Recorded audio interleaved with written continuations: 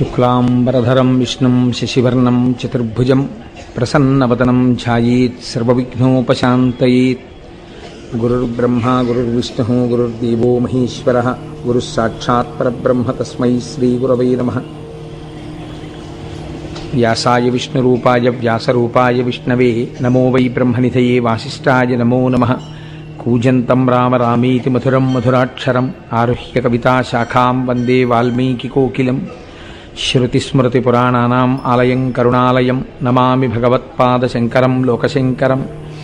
వాగర్ధావివ సంపృక్తౌ వాగర్ధప్రతిపత్తయే జగతః పితరౌ వందే పార్వతీపరమేశ్వరౌ.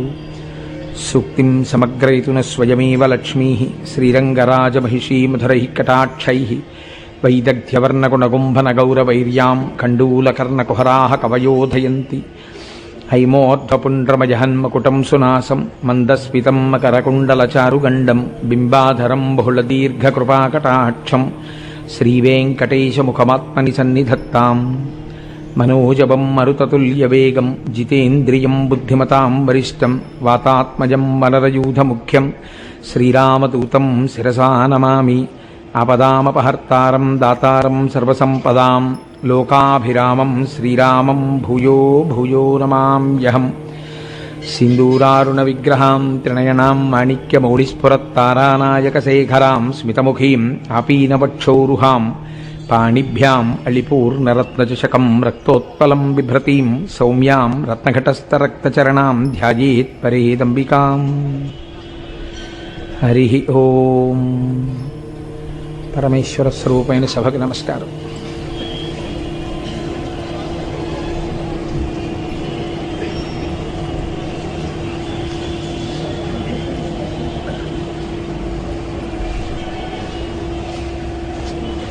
ప్రదోష వేళలో మనం శివాష్టోత్తర శతనామ స్తోత్రాన్ని ఒక్కసారి చదివి తర్వాత ప్రవచనాన్ని ప్రారంభం చేద్దాం. ధవళవపుషమిందోర్మండలే సన్నివిష్టం భుజగవలయహారం భస్మదిగ్ధాంగమీశం మృగయపరశుపాణిం చారుచంద్రార్ధమౌళిం హృదయకమలమధ్యే సంతతం చింతయామి. శివో మహేశ్వర శంభో పినాకీ శశిశేఖరః వామదేవో విరూపాక్షః కపర్దీ నీలలోహితః శంకరః శూలపాణిశ్చ ఖట్వాంగీ విష్ణువల్లభః సిపి విష్ణోంబికానాథ శ్రీకంఠో భక్తవత్సలః భవః సర్వస్త్రిలోకేశ శితికంఠః శివాప్రియః ఉగ్రః కపాలీ కామారీ అంధకాసురసూదనః గంగాధరో లలాటాక్ష కాలకాలః కృపానిధిః భీమః పరశుహస్తశ్చ మృగపాణిర్జటాధరః కైలాసవాసీ కవచీ కఠోరస్త్రిపురాంతకః వృషాంకో వృషభారూఢో భస్మోద్ధూళిత విగ్రహః సామప్రియః సర్వమయస్త్రయీమూర్తిరనీశ్వరః సర్వజ్ఞ పరమాత్మా చ సోమసూర్యాగ్నిలోచనః హవిర్యజ్ఞమయః సోమః పంచవక్త్రః సదాశివః విశ్వేశ్వరో వీరభద్రో గణనాథ ప్రజాపతిః హిరణ్యరేతా దుర్ధర్షో గిరిశో గిరీశో నఘః భుజంగభూషణో భర్గో గిరిధన్వా గిరిధన్వీ గిరిప్రియః కృత్తివాసాః పురారాతిర్భగవాన్ ప్రమదాధిపః మృత్యుంజయః సూక్ష్మతనుర్జగద్వ్యాపీ జగద్గురుః వ్యోమకేశో మహాసేన జనకశ్చారు విక్రమః రుద్రో భూతపతిస్థాణుర్రహిర్భూద్నియో దిగంబరః అష్టమూర్తిరనేకాత్మా సాత్విక శుద్ధ విగ్రహః శాశ్వత ఖండ పరశుః అజపాశ విమోచకః మృఢ పశుపతిర్దేవో మహాదేవో వ్యయో హరిః పూషదంతభిదవ్యగ్రో దక్షాధ్వర హరోహరః భగనేత్రభిదవ్యక్త సహస్రాక్ష సహస్రపాత్ అపవర్గ ప్రదోనంతహస్తారక పరమేశ్వరః ఏవం శ్రీశంభుదేవస్య నామ్నామష్టోత్తరం శతం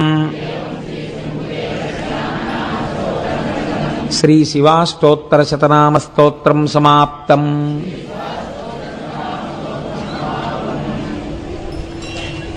నేను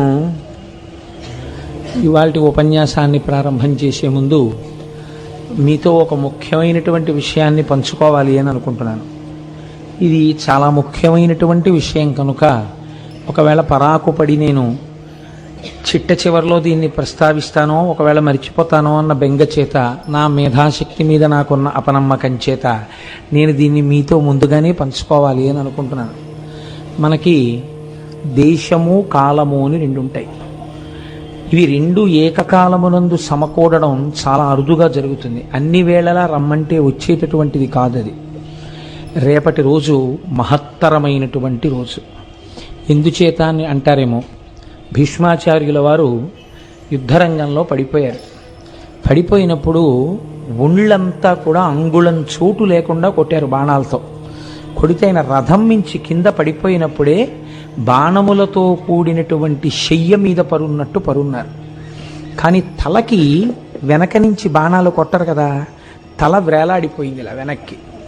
అది నిజంగా కొంచెం హృదయ విదారకమైనటువంటి దృశ్యమే. మహానుభావుడు భీష్ముడంటే వారి తల వ్రేలాడిపోతే అర్జునుడు చూశాడు. చూసి ఆయన తలకి దెబ్బ తగలకుండా ఆయన తలకి తలగడగా బాణములను ఏర్పాటు చేశాడు. చేస్తే భీష్ముడు అర్జునుడిని పిలిచి అన్నాడు, ఈ పని నువ్వు చేసి ఉండి ఉండకపోతే నీ మీద నేను శాపవాక్యాన్ని ప్రయోగించి ఉండేవాణ్ణి అన్నాడు. అంతటి మహానుభావుడైనటువంటి భీష్ముడు పంచప్రాణములు అని ఉంటాయి, ప్రాణ అపాన వ్యాన ఉదాన సమానములు అని. అటువంటి వాటిని మకర సంక్రమణం వెళ్ళిపోయిన తరువాత సూర్యుని రథం ఉత్తర దిక్కుకు తిరుగుతుంది. అంటే ఇవాల్టి రోజు రథసప్తమి. అందుకే మనం జిల్లేడాకులు రేగుపండు తల మీద పెట్టుకుని స్నానం చేస్తాం.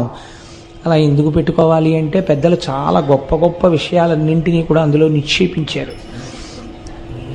మనం తలస్నానం ఇప్పుడు మళ్ళీ అందులోకి పెడితే అదొక పెద్ద విషయం అయిపోతుంది. తలస్నానం చేస్తాం. ఈ రథసప్తమి నాడు ఆయన మొట్టమొదటి ప్రాణాన్ని ఉపసంహారం చేశారు అంటారు.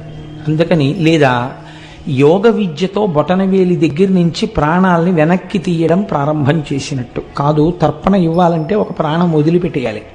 కాబట్టి రథసప్తమి నాడు మొట్టమొదటి ప్రాణాన్ని విడిచిపెట్టారు. కాబట్టి అష్టమి తిథి నాడు, భీష్మాష్టమి నాడు మనుష్య జాతిలో మనుష్యుడిగా పుట్టినటువంటి ఎవరైనా సరే భీష్మాచార్యుల వారికి తర్పణ ఇవ్వవలసిందే.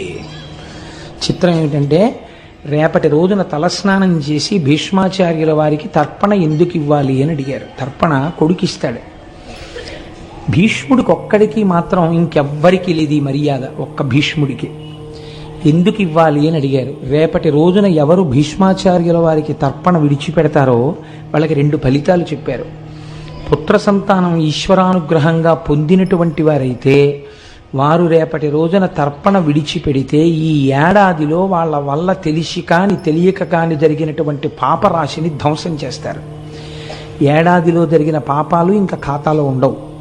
రెండు, సంతానము లేనివారు ఉంటే రేపటి రోజున నువ్వులతో కలిపి తర్పణ విడిచిపెట్టాలి. అలా విడిచిపెడితే వచ్చే భీష్మేకాదశికి నువ్వులతో విడిచిపెట్టవలసిన అవసరం లేకుండా కొడుకుంటాడు అని శాస్త్ర ప్రమాణం. ఎన్నో చోట్ల ఈ విషయం ప్రస్తావన చేశారు పెద్దలు. భీష్మాష్టమి నాడు తప్పకుండా తర్పణ విడిచిపెట్టి తీరవలసినదే, లేకపోతే మనుష్యుడుగా పుట్టడమే హేయమైన విషయం అయిపోతుంది అని.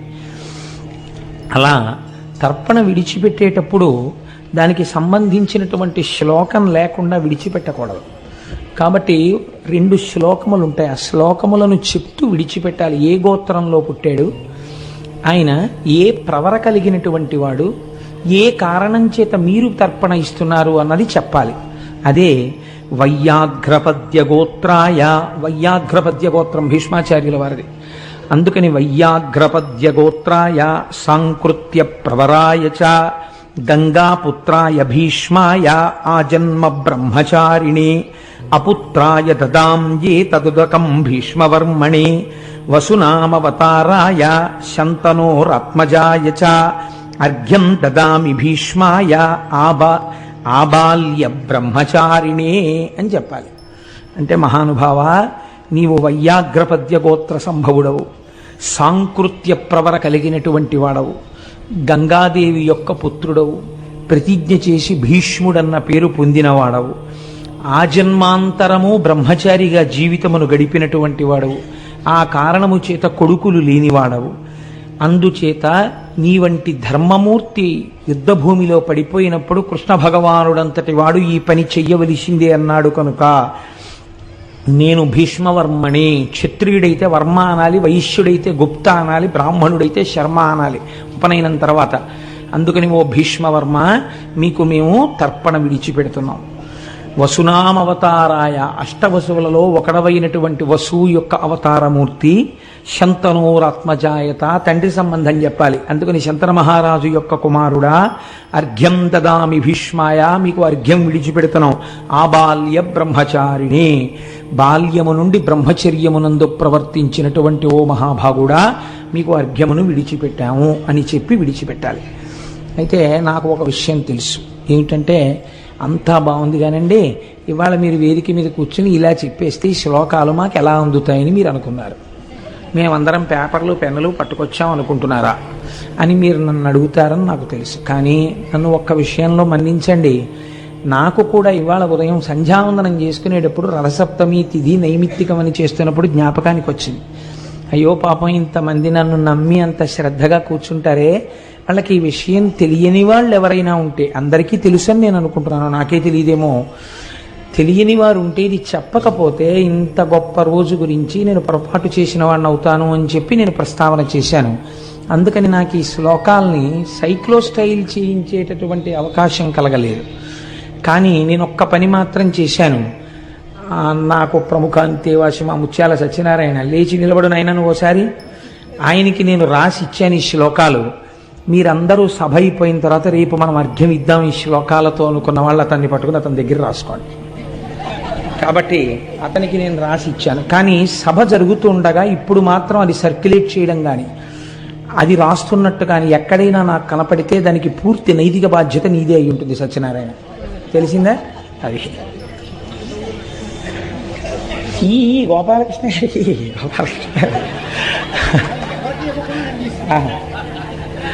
అందుచేత ఆ శ్లోకాన్నమ్మ చక్కగా మీ అందరూ చదివి రేపటి రోజున అర్ఘ్యప్రదానం చెయ్యండి. దానివల్ల మనకి ఎంత మేలు కలుగుతుందో. మళ్ళీ మళ్ళీ రమ్మంటే వచ్చే తిథులు కావు ఆ తిథులు. అటువంటి తిథుల యందు మనం తప్పకుండా ఆ పని చెయ్యాలి. అసలు మీకు నేను ఒక రహస్యం చెప్తే ఆశ్చర్యపోతారు. శాస్త్రంలో కొడుకు పుట్టలేదు లేదా పోని సంతానమే కలగలేదు అని బెంగ పెట్టుకున్న వాళ్ళు ఉంటే ఏం చేయిస్తారో తెలుసా అండి పెద్దలు?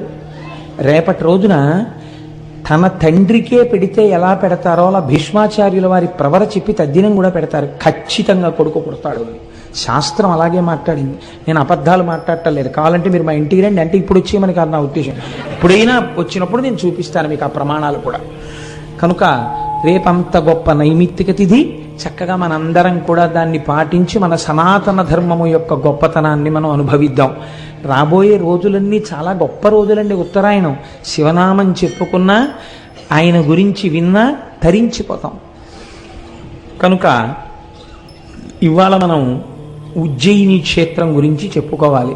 సౌరాష్ట్రే సోమనాథంచ శ్రీశైలే మల్లికార్జునం, ఈ రెండు పూర్తి చేయగలిగాం. అవంతికాయాం విహితావతారం ముక్తిప్రదానాయ చ సజ్జనానాం అకాల మృత్యో నివారణార్థం వందే మహాకాళ మహామరీషం. ఈ శ్లోకం ఉజ్జయినిలో ఉన్నటువంటి మహాకాళుడికి నమస్కారం చేస్తున్నాం. అయితే మీరు ఇందులో ఒక చిన్న విషయాన్ని గుర్తుపట్టే ప్రయత్నం చేయండి. ఇందులో అంటారు ముక్తి ప్రదానాయచ సజ్జనానాం, సజ్జనులకు ముక్తినిచ్చువాడా. సజ్జనులకు ముక్తినిచ్చువాడా అన్న మాటకు అర్థమేమి? సజ్జనులు అంటే నేను ఉజ్జయిని వెళ్ళాను అనుకోండి, నేను సజ్జనుడనో కానో నాకు ఎలా తెలుస్తుంది? నా మటుకు నేను ఎప్పుడూ మంచివాడినే. నాకు అయ్యో నా అంత మంచివాడి దేశంలో ఎక్కడ ఉంటాడు, నేనే మంచివాడిని అనిపిస్తుంది, ఎదుటి వాళ్ళందరూ చెడ్డవాళ్ళు అనిపిస్తుంది కదా. మరి ఏమిటి సజ్జనుడు అన్న మాటకు అర్థం అసలు? అంటే మీరు ఇక్కడ కొంచెం ఒక విషయాన్ని జాగ్రత్తగా పసిగట్టే ప్రయత్నం చేయాలి. నేను దీనికి మీకు ఒక ఉదాహరణ చెప్తే మీరు తొందరగా పట్టుకోగలుగుతారు. ఒక ఆయనకి జ్వరం వచ్చింది. జ్వరం వస్తే డాక్టర్ గారి దగ్గరికి వెళ్ళాడు. డాక్టర్ గారు అన్నారు, నీకు ఫలానా కారణం చేత జ్వరం వచ్చింది, ఒక 3-4 రోజులు బాధపడవలసి ఉంటుంది, తగ్గిపోవడం కోసం మందులు రాస్తున్నాను, నువ్వు ఈ మందులు వాడు, ఈ మందులతో పాటుగా నువ్వు కొంత పథ్యం చెయ్యవలసి ఉంటుంది. ఏదో నువ్వు చద్దన్నం తినేయడం, వేడన్నం తినేయడం, కూరలు వేసుకుని అన్నం తినడం ఇలాంటివి పనికిరావు, రొట్టె పాలు తాగు అన్నాడు. డాక్టర్ గారు ఇచ్చినటువంటి ఔషధం పథ్యం చెయ్యకుండా ఉంటే జ్వరాన్ని తగ్గించగలదా? ఆయన చెప్పినా కూడా పథ్యం చేయలేదు. జ్వరం తగ్గుతుందా? అదేం పెద్ద క్వశ్చన్ అండి, అలా చూస్తారు ఎందుకు? తగ్గుతుందా? తగ్గదు కదా. పథ్యం డాక్టర్ గారు మందు ఇచ్చినా ఆ మందు రోగం తగ్గించడానికే అయినా పథ్యం చేయకపోతే రోగము తగ్గదు కదా. భక్తి యందు పరమేశ్వరార్చన చేసేటటువంటి వాడికి సదాచారము తెలిసి ఉండవలే, శౌచము తెలిసి ఉండవలే. ఏదో స్నానం చెయ్యాలి, ఓ గుళ్ళోకి వెళ్ళాలి, ఇది తెలిసి ఉండాలి కదా. ఈ సదాచారము పథ్యం లాంటిది, భగవద్భక్తి ఔషధం లాంటిది. ఈ ఔషధం వేసుకుని ఈ పథ్యం తింటే, పథ్యాన్ని పాటిస్తే ఏమవుతుంది? భవరోగం అనేటటువంటి రోగం తగ్గుతుంది. కానీ లౌకికంగా బయట వచ్చే వ్యాధికి భగవత్ సంబంధంలో వచ్చేటటువంటి భవరోగానికి ఒక తేడా ఉంది. ఇక్కడ అమాయకత్వం చేత పథ్యం చేయడం ఒక వ్యక్తికి తెలియలేదు, ఆయనకి ఆచారం తెలియదు, శౌచం తెలియదు. తెలిసి మానినవాడు కాదు, అసలు తెలియదు ఆయనకి. తిన్నడు ఉన్నాడండి, ఆయనకి ఏం తెలుసు? గజేంద్రుడు ఉన్నాడండి, ఆయన నీళ్ల మధ్యలో ఉండి శరణాగతి చేశాడు, ఆయనకి ఏం తెలుసు?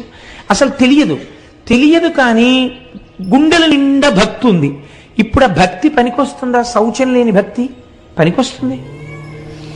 ఒకడు ఉన్నాడు, సదాచారం తెలుసు, కానీ సదాచారమును విడిచిపెట్టి భక్తితో ఉంటాడు, పనికొస్తాడా? పనికిరాదు. ఆచారము పాటించడానికే వచ్చింది. ఆచారం అంటేనే నువ్వు పాటించాలి, నీకు తెలిసున్నది అనుష్ఠాన పర్యంతములకు రావాలి. భగవద్భక్తి యందు ఈ భేదం ఉంటుంది. ఏమీ తెలియనప్పుడు అది ఆచారమైన తెలియక భక్తితో ఉండి పొరపాటు చేసినా ఈశ్వరుడు పక్కన పెట్టి ఏలుకుంటాడు. ఇప్పుడు పథ్యము తప్పుగా ఉన్నా మందు పనికొచ్చేసింది, భక్తి పనికొచ్చేసింది. బయట రోగానికి భవరోగానికి తేడా ఉంటుంది భక్తి విషయంలో. ఆచారం తెలిస్తే ఆచారమును కూడా పాటించి తీరవలే. ఇది ఒకటి. ఈ విషయాన్ని మీరు దృష్టిలో పెట్టుకున్నప్పుడు మహాకాళ దర్శనమునందు సజ్జనానాం అన్న మాట ఎందుకు వాడారో గుర్తిరిగి ప్రవర్తించవలే. అందుకే మహాకాళుడన్న మాట కామాన్ని పోగొట్టేటటువంటి వాడు అన్నమాట. కాలారి కామారి 2 మాటలు వాడతారు పరమశివుడికి. కాలారిగా మీకు అనుగ్రహం కావాలన్నా, కామారిగా అనుగ్రహం కావాలన్నా మీకున్న స్థాయిలో మీరు అనుష్ఠానమునకు తెచ్చుకుని మాత్రమే ఈశ్వరుడు యందు ప్రవర్తించవలే. అక్కడ మీ ఇష్టం వచ్చినట్టు ప్రవర్తిస్తానంటే మాత్రం కుదరదు. నిన్నటి రోజున శ్రీశైల మల్లికార్జునుడి విషయంలో మీరు వెళ్ళి ధూళి దర్శనం చేసుకుంటే ఆయన పొంగిపోయాడు. ఈ మాట అనడం వెనకాతల ఉన్న రహస్యం ఇది. ఉజ్జయిని ఎందుకు అలా వెడుతుందో ఇప్పుడు మీరు అవధరించండి. ఆ కోణంలో మీరు పరిశీలన చెయ్యనప్పుడు, మీరు ఉత్తరోత్తర క్షేత్రానికి వెళ్ళినప్పుడు మీకు అసలు ఆ క్షేత్ర దర్శనమునందు ఈ కోణం ఉంటుందన్న విషయం అవగతము కాదు. అందుకని నేను అలా తీసుకొచ్చే ప్రయత్నం చేశాను. అవంతి అని పూర్వకాలంలో ఉజ్జయినికి పేరు. అవంతి అంటే ఏమిటి? అవంతి అంటే 2 అర్థాలు ఉన్నాయి. ఒకటి స్త్రీ, 2 అక్క. అక్క అని చెప్పవలసి వచ్చినప్పుడు అవంతి అని చెప్పచ్చు, ఒక స్త్రీని చెప్పినప్పుడు అవంతి అని చెప్పవచ్చు. అవంతి సాక్షాత్తుగా జగదంబ అయినటువంటి అమ్మవారి యొక్క స్వరూపము ఆ భూమి. మనకి మోక్షపురులు అని కొన్ని ఉన్నాయి. వాటిల్లో 7 మోక్ష పట్టణాలు అని మనం చెప్తాం. దక్షిణ భారతదేశంలో అయితే ఒకే ఒక్కటి ఉంది, కంచి. మిగిలినటువంటి 6 కూడా ఉత్తర భారతదేశంలోనే ఉన్నాయి. అయోధ్య, మధుర, మాయా, కాశీ, కాంచీ, అవంతిక, పురి, ద్వారవతి చైవ సప్తైతే మోక్షదాయక. ఈ 7 కూడా మోక్షపురములు. ఇందులో 6 పురములు ఉత్తర భారతదేశంలో ఉన్నాయి. మళ్ళీ ఈ 6 పురములలో జగద్విఖ్యాతిగాంచినటువంటి పట్టణము అవంతి, ఉజ్జయిని. ఈ ఉజ్జయిన్ ఒక పక్కన మహాకాళుడి చేత ఎంత ప్రసిద్ధి పొందిందో మహాకాళి చేత అంత ప్రసిద్ధి పొందింది. అది చిత్రం. ఇద్దరి చేత అంతే ప్రసిద్ధిని పొందింది. సౌందర్యలహరిలో శంకరాచార్యుల వారైతే ఈ పట్టణాలన్నింటినీ అమ్మవారి కళ్ళల్లో దర్శనం చేశారు. విశాలా కళ్యాణి స్ఫుటరచిరయోధ్యా కువలయై కృపాధారాధారా కిమపి మధురా భోగవతిక అవంతి సృష్టిస్తే బహునగర విస్తార విజయ ధ్రువం తత్తన్నామబ్జబహరణ యోగ్యా విజయతే అన్నారు. కృపాధారాధార అని పిలిచారు. ధారానగరం, ధారానగరం అని దాని రాజధానికి పేరుండేది. భోజరాజు గారు పరిపాలించాడు. భోజకాళిదాసుల కథలు మీకు తెలిసే ఉంటాయి, మహానుభావుడైన. అటువంటి ఉజ్జయిని యందు మహాకాళుడిగా పరమశివుడు వెలిసి ఉన్నాడు, మహాకాళిగా అమ్మవారు వెలిసి ఉంది. ఈ 2 పేర్లు చాలా గమ్మత్తుగా ఉంటాయి. ఈ రెండింటి యొక్క స్వరూపం ఏమిటో తెలుసా అండి? కాల అన్న శబ్దము లయకారకమై ఉంటుంది. పుట్టించడం ఎలా ఉంటుందో తినేయడం కూడా అలాగే తినేస్తుంది. అందుకే భగవద్గీతలో పరమాత్మ అంటారు, నేను కాలస్వరూపుడనై ఈ జగత్తును భక్షించుచున్నాను అంటారు. నిన్న కనపడిన వస్తువు ఇవాళ కనపడలేదనుకోండి, దానికి మీరు ఇవాల్టి తేదీని మరణ తేదీగా వేశారు అని గుర్తు. కాలములో వచ్చిన వస్తువు కాలములో వెళ్ళిపోతుంటుంది. కాలమే గ్రసించేస్తుంది ప్రాణులనన్నింటినీ. అటువంటి కాలము స్త్రీ స్వరూపంలో చెప్పబడినప్పుడు కాళిక. అందుకే మూర్తి ఉగ్రముగా కనపడుతుంది మీకు. అప్పుడే తెంపబడినటువంటి తలలను, రక్తమోడుతున్నటువంటి తలల్ని మొలకి కట్టుకుని ఒంటి మీద వస్త్రం లేకుండా అమ్మవారు ఆయుధములను పట్టుకుని నాలుక పైకి చాపి నెత్తురు తాగుతూ తాండవం చేస్తున్నటువంటి మూర్తిగా ఉంటుంది మహాకాళి. కానీ మీరు ఒక్కటి గుర్తుపెట్టుకోండి, కాళికా స్వరూపము కేవలము భయపడవలసినటువంటి స్వరూపము కాదు. ఒక చోట గంగానది పైనుంచి పర్వతాల మించి కింద పడుతుంటుంది. అంత మాత్రం చేత మీరు స్నానం చేయలేరు కాబట్టి అది గంగ కాదని మీరు అనగలరా? మీరు స్నానం చెయ్యలేరని చెప్పండి అంతే. అంతేగాని అది గంగ కాదని మీరు అనకండి, అది గంగే. మీరు ఉపాసన చేయడానికి మీ మనసు ఆ మూర్తిని తట్టుకోలేదని చెప్పండి అంతే. మీకు ఉపాసనా బలం లేదు అటువంటి మూర్తిని చేయడానికి. అందుకే శంకరాచార్యులు వారు ఈ దేశంలో చేసిన మహోపకారం, కలియుగంలో చాలా మందికి ఉపాసనా శక్తి క్షీణించిపోయి కొన్ని మూర్తుల ముందు నిలబడలేరని ఆ మూర్తుల యందున్నటువంటి శక్తిని తీసేశారు. ఆయన తీసేసి చక్రాల్లోకి పెట్టేశారు. జంబుకేశ్వరంలో అయితే చాలా చిత్రం చేశారు. ఆయన తీసేసి అమ్మవారి తాటంకాలకి శ్రీచక్రాలు వేసి అందులో పెట్టేశారు. శంకరాచార్యులు వారు చేసినటువంటి ఉపకారం ఈ దేశంలో ఎవరు చేయగలరండి? అంతటి మహోపకారం చేసిన జగద్గురువులు వారు. కనుక ఆ మహాకాళీ స్వరూపం కూడా యుద్ధ భూమిలో తెగటారుస్తూ ఉంటుంది, అంటే పడగొడుతుంది. ఇంతటి తల్లి అయినా ఆవిడకొక్కటి తెలుసు, మీరు చాలా జాగ్రత్తగా గమనించాలి. పరమశివుడు యుద్ధ భూమిలో పడిపోతే ఆగిపోయి ఉంటుంది ఆవిడ తాండవం. దాని అర్థం ఏమిటో తెలుసా అండి? మహాకాళి విజృంభిస్తే ఎలాగ ఆపాలి అన్నది ఎవ్వరికీ తెలియలేదు. తెలియకపోతే పరమశివుణ్ణి ప్రార్థన చేశారు, నువ్వే ఆపాలయా ఆవిడ్ని అని. శంకరుడు వెళ్ళి యుద్ధభూమిలో పడుకున్నాడు. పడుకుంటే ఆవిడ తాండవం చేస్తూ తొక్కింది శంకరుణ్ణి. తొక్కగానే స్పర్శ చేత తెలుసుకుంది తన భర్త అని. ఆగిపోయింది. ఎంతటి అపచారం! నా కాల ఆయనకి తగిలిందని ఆగిపోయింది అంతే. ఆవిడ ఆ స్థితిలో కూడా మహాపతివ్రత, మహాకాళి. ఇక్కడ ఉన్న 2 స్వరూపములు కూడా కాలస్వరూపములై ఉన్నవి. అంటే ఇవి లయకారకములై ఉంటాయి, తినేస్తాయి లోకాన్ని. తినేసే స్వరూపం దగ్గరికి మీరు ఎడతారండి? తింటుంది. మరి ఎందుకు మహాకాళేశ్వరం గురించి అంత గొప్పగా చెప్పుకోవడం మనం? అంటే ఒకటి గుర్తుపెట్టుకోండి, ఏది తినగలదో అది నేను నిన్ను తింటలేదని వదిలిపెట్టగలను కదా. ఏది తినేయాలో అదే తినకుండా కూడా వదిలిపెట్టాలి కదండి. మనకి శాస్త్రంలో మృత్యు వద్దని అడగారు. మీరు చూడండి ఎంత పరిణతితో మన వాళ్ళు మాట్లాడతారంటే, మృత్యుంజయ మహామంత్రము అని ఒకటి చెప్తారు. ఓం త్రయంబకం యజామహే సుగంధిం పుష్టివర్ధనం ఉర్వారుకమివ బంధనాన్ మృత్యోర్ముక్షీయమామృతాత్. దీనితో విభూతి ధారణ చేయడం కూడా అలవాటు ఉంది లోకంలో. ఈ మృత్యుంజయ మహామంత్రంలో నాకు చావు వద్దు అని అడగరు. దోసపండు ముచిక నుంచి ఎంత తేలికగా విడిపోతుందో నేను కూడా అంత తేలికగా విడివడెదనుగాక అని అడుగుతారు.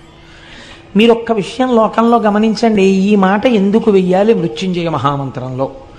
మీరు ఒక పిండిని తెంపేశారనుకోండి, ఒక పిండిని తెంపితే రసి బయటికి వస్తుంది. అది ఏ కాయవనివ్వండి, కొద్దిగా రసో పాలో ఏదో ఒకటి చెట్టులోంచి పైకి వస్తాయి. మనిషి బ్రతకవలసినటువంటి ఆయుర్దాయాన్ని పొందకుండా వెళ్ళిపోతే ఖచ్చితంగా ఆయన వెళ్ళిపోవడం చేత ఆయన వెనకనున్న వాళ్ళ కళ్ళంబట నీళ్ళొచ్చి అతను లేని కారణం చేత ఆ కుటుంబపు వృద్ధి దెబ్బతినేటటువంటి పరిస్థితి ఉంటుంది. వెళ్ళిపోయిన వాడు వెళ్ళిపోయాడు, కానీ వెనకనున్న వాళ్ళు ఖచ్చితంగా ఆ అందాన్ని పొందలేరు, పొందవలసిన అభ్యున్నతిని పొందరు. కాబట్టి శాస్త్రం ఏం చెప్తుందో తెలుసా అండి? మృత్యు వద్దని చెప్పదు. 90 ఏళ్ళు వచ్చినా 80 ఏళ్ళు వచ్చినా మృత్యువు లేకుండా నాకు ఇవ్వండి వరం అంటే ఇవ్వదు, అలా అడగమని చెప్పదు. నాకు పండిపోయినటువంటి పండు నేలరాలిపోయినప్పుడు మీకు రసి కానీ పాలు కానీ ఉండవిహ.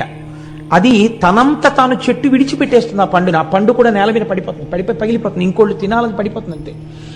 అలా ఒక వయసు వచ్చేసిన తర్వాత ఇంకా చాలు, సాక్షిగా నేను దేహాన్ని చూస్తూ ఇందులోంచి విడివిడిపోతానని కోరుకో. జ్ఞానాన్ని మాత్రమే బోధ చేస్తుంది సనాతన ధర్మం. లేనిపోని విషయాలను సనాతన ధర్మము మాట్లాడదు, మనిషిని ఉద్ధరించడానికి మాట్లాడుతుంది. ఏది మాట్లాడినా. కాబట్టి మీరు ఏ మృత్యు వద్దని అడగాలి? అకాల మృత్యువు అపమృత్యువు రాకూడదని కోరుకోవాలి. ఇంకా కడుపున పుట్టిన కూతురికి పెళ్లి చేయలేదు, కన్యాదానం చేయలేదు, కొడుకు వృద్ధిలోకి రాలేదు, తర్వాతి తరాన్ని ఒక మనవణ్ణి చూడలేదు, ఎత్తుకుని ముద్దాడలేదు, ఈలోగా ఆయన శరీరం పడిపోకూడదంటే ఏం చేయాలి? మీ చేతిలో ఉందా, నా చేతిలో ఉందా? చేసిన పాపం ఉంది వెనకాల, అది తరువుకొస్తోంది. కాలోహి బలవాన్ కర్త సతతం సుఖ దుఃఖయో నరాణాం పరతంత్రాణం పుణ్య పాపానుయోగత అంటాడు వ్యాసుడు. నువ్వేహీ చేయలేవు, నువ్వు పరతంత్రుడవు. కాలస్వరూపంతో ఈశ్వరుడు తీర్పు చెప్పేస్తున్నాడు, దాన్ని ఔదల దాల్చడమే. మరి ఇటువంటిప్పుడు ఏం చెయ్యగలవు? అపమృత్యువు తన్నుకొచ్చేస్తుంటే ఒక పక్క నుంచి ఏం చెయ్యాలి కుటుంబాన్ని రక్షించుకోవడానికి? వస్తుందో రాదో కూడా నీకు తెలియదు జాతకంలో. వచ్చిన తర్వాత నువ్వు చేయగలిగింది లేదు, ఏం చెయ్యాలి? అందుకే మనం ఏ దేవాలయానికి వెళ్ళండి, తీర్థం ఇస్తే ఓ మాట చెప్తారు, అకాల మృత్యుహరణం సర్వవ్యాధి నివారణం సమస్త పాపక్షయకరం శ్రీ ఉమామహేశ్వర లేదా లక్ష్మీనారాయణ పాదోదకం పావనం శుభం అని ఇస్తారు. అపమృత్యు దోషం రాకుండా మనకి తీర్థం ఇస్తారు. ఎవడు తినేయాలో వాడి అనుగ్రహాన్ని మీరు పొందారనుకోండి, వాడు సరే విడిచిపెట్టారు. నిజమునకు నువ్వు చేసిన పాపానికి నిన్ను తినాలి, కానీ తిన్నంత పని చేసి నిన్ను వదిలిపెట్టేస్తున్నానన్నాడు. ఇప్పుడు ఏం చేస్తాడు? తినడు, తినకుండా వదిలేస్తాడు. దాని ఎందు ఈ రెండవ కోణం లేకపోతే మీరు ఎందుకు ఎడతారు అసలు మహాకాలం? చెప్పండి నాకు. ఈ సిద్ధి కావాలంటే మహాకాలం వెళ్ళాలి. 2 అయితే ఏమండి 80 ఏళ్ళో 90 ఏళ్ళో వచ్చాయి, అప్పుడు వెళ్ళకూడదా ఉజ్జయిని? ఇంకా వెళ్ళాలి. ఎందుకు వెళ్ళాలి? పండు పడిపోయినట్టు చెట్టు నుంచి తాను ఏ బెంగా లేకుండా విడివడేటటువంటి స్థితి కలగడానికి వెళ్ళాలి.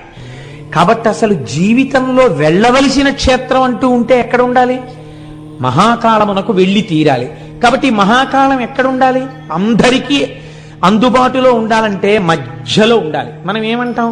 ఏమిటంటే తెల్లారు లేస్తే ఆ ఆఫీస్తో ఎంతో పని ఉంది, తీసుకెళ్లి ఊరు బయట పెట్టారేంటంటే ఆ ఆఫీస్ని, అందరికీ అవసరం కాబట్టి అది ఊరు మధ్యలో ఉండాలి ఆ ఆఫీసు అంటాం. అందరికీ అవసరమైంది ఎక్కడ ఉండాలి? ఊరి మధ్యలో ఉండాలి. అందరికీ అవసరమైన క్షేత్రం ఎక్కడ ఉండాలి? భారతదేశానికి మధ్యలో ఉండాలి. అందుకే భూమధ్య రేఖ వెడుతున్న చోట ఈ క్షేత్రం ఉంది. మహాకాలము ఉజ్జయినికి ఉన్నటువంటి గొప్పతనం అది.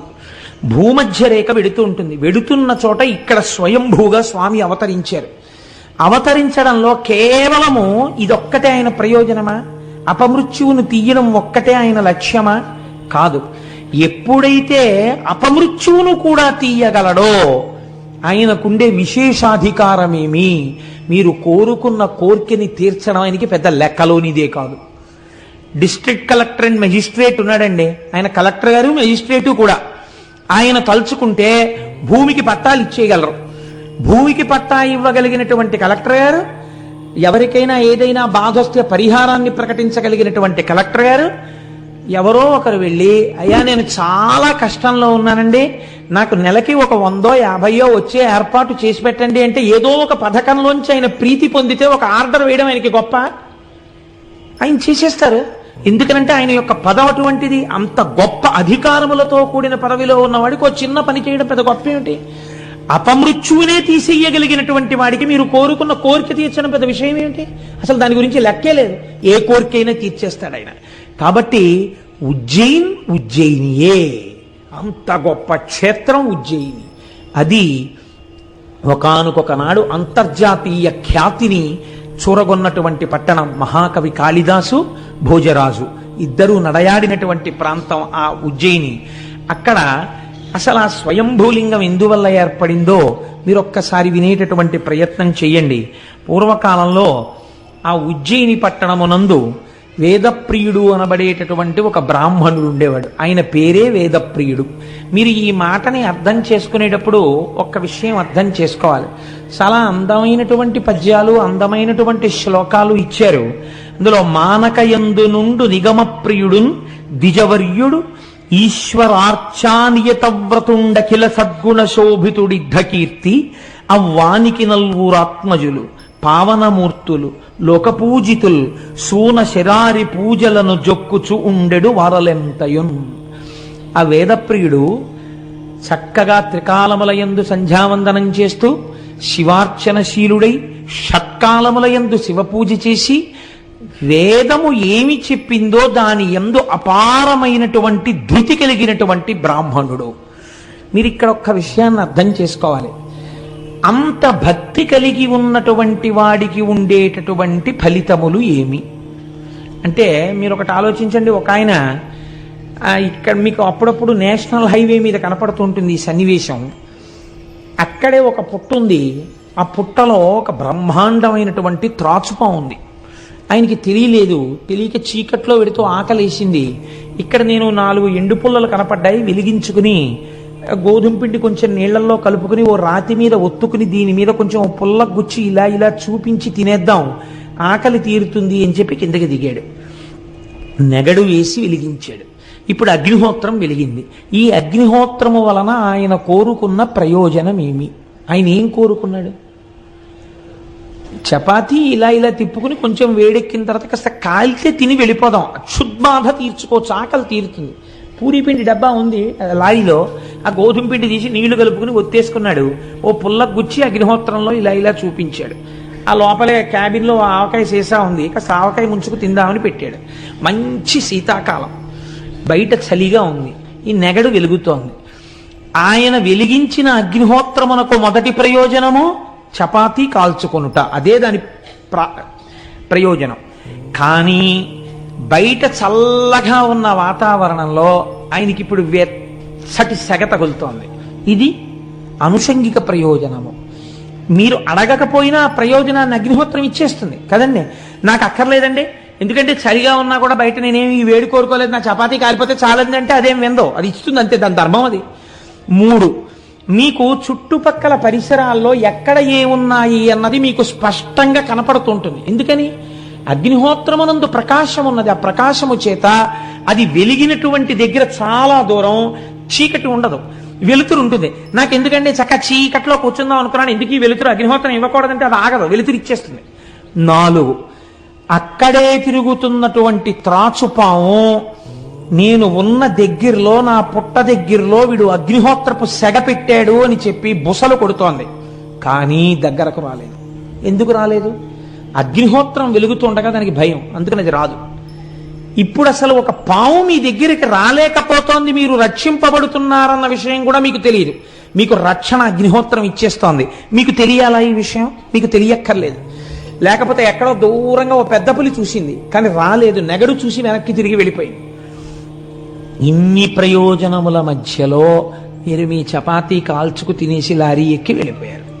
ఇన్ని ప్రయోజనములు కూడా దానితో పాటు వచ్చాయని మీకు ఎరుక లేదు.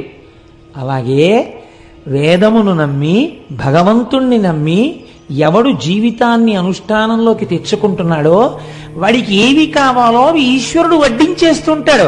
వాడు ఏడిస్తే ఇంక నేనుండి ప్రయోజనం ఏమిటి? వాడు నా కొరకు రక్షింపవలయు వాడు అని ప్రతిజ్ఞ చేశాడు ఆయన. వాడే ఏడిస్తే నేను ఉన్నానని లోకాన్ని నమ్మలు అవతలమన్నాడు ఆయన.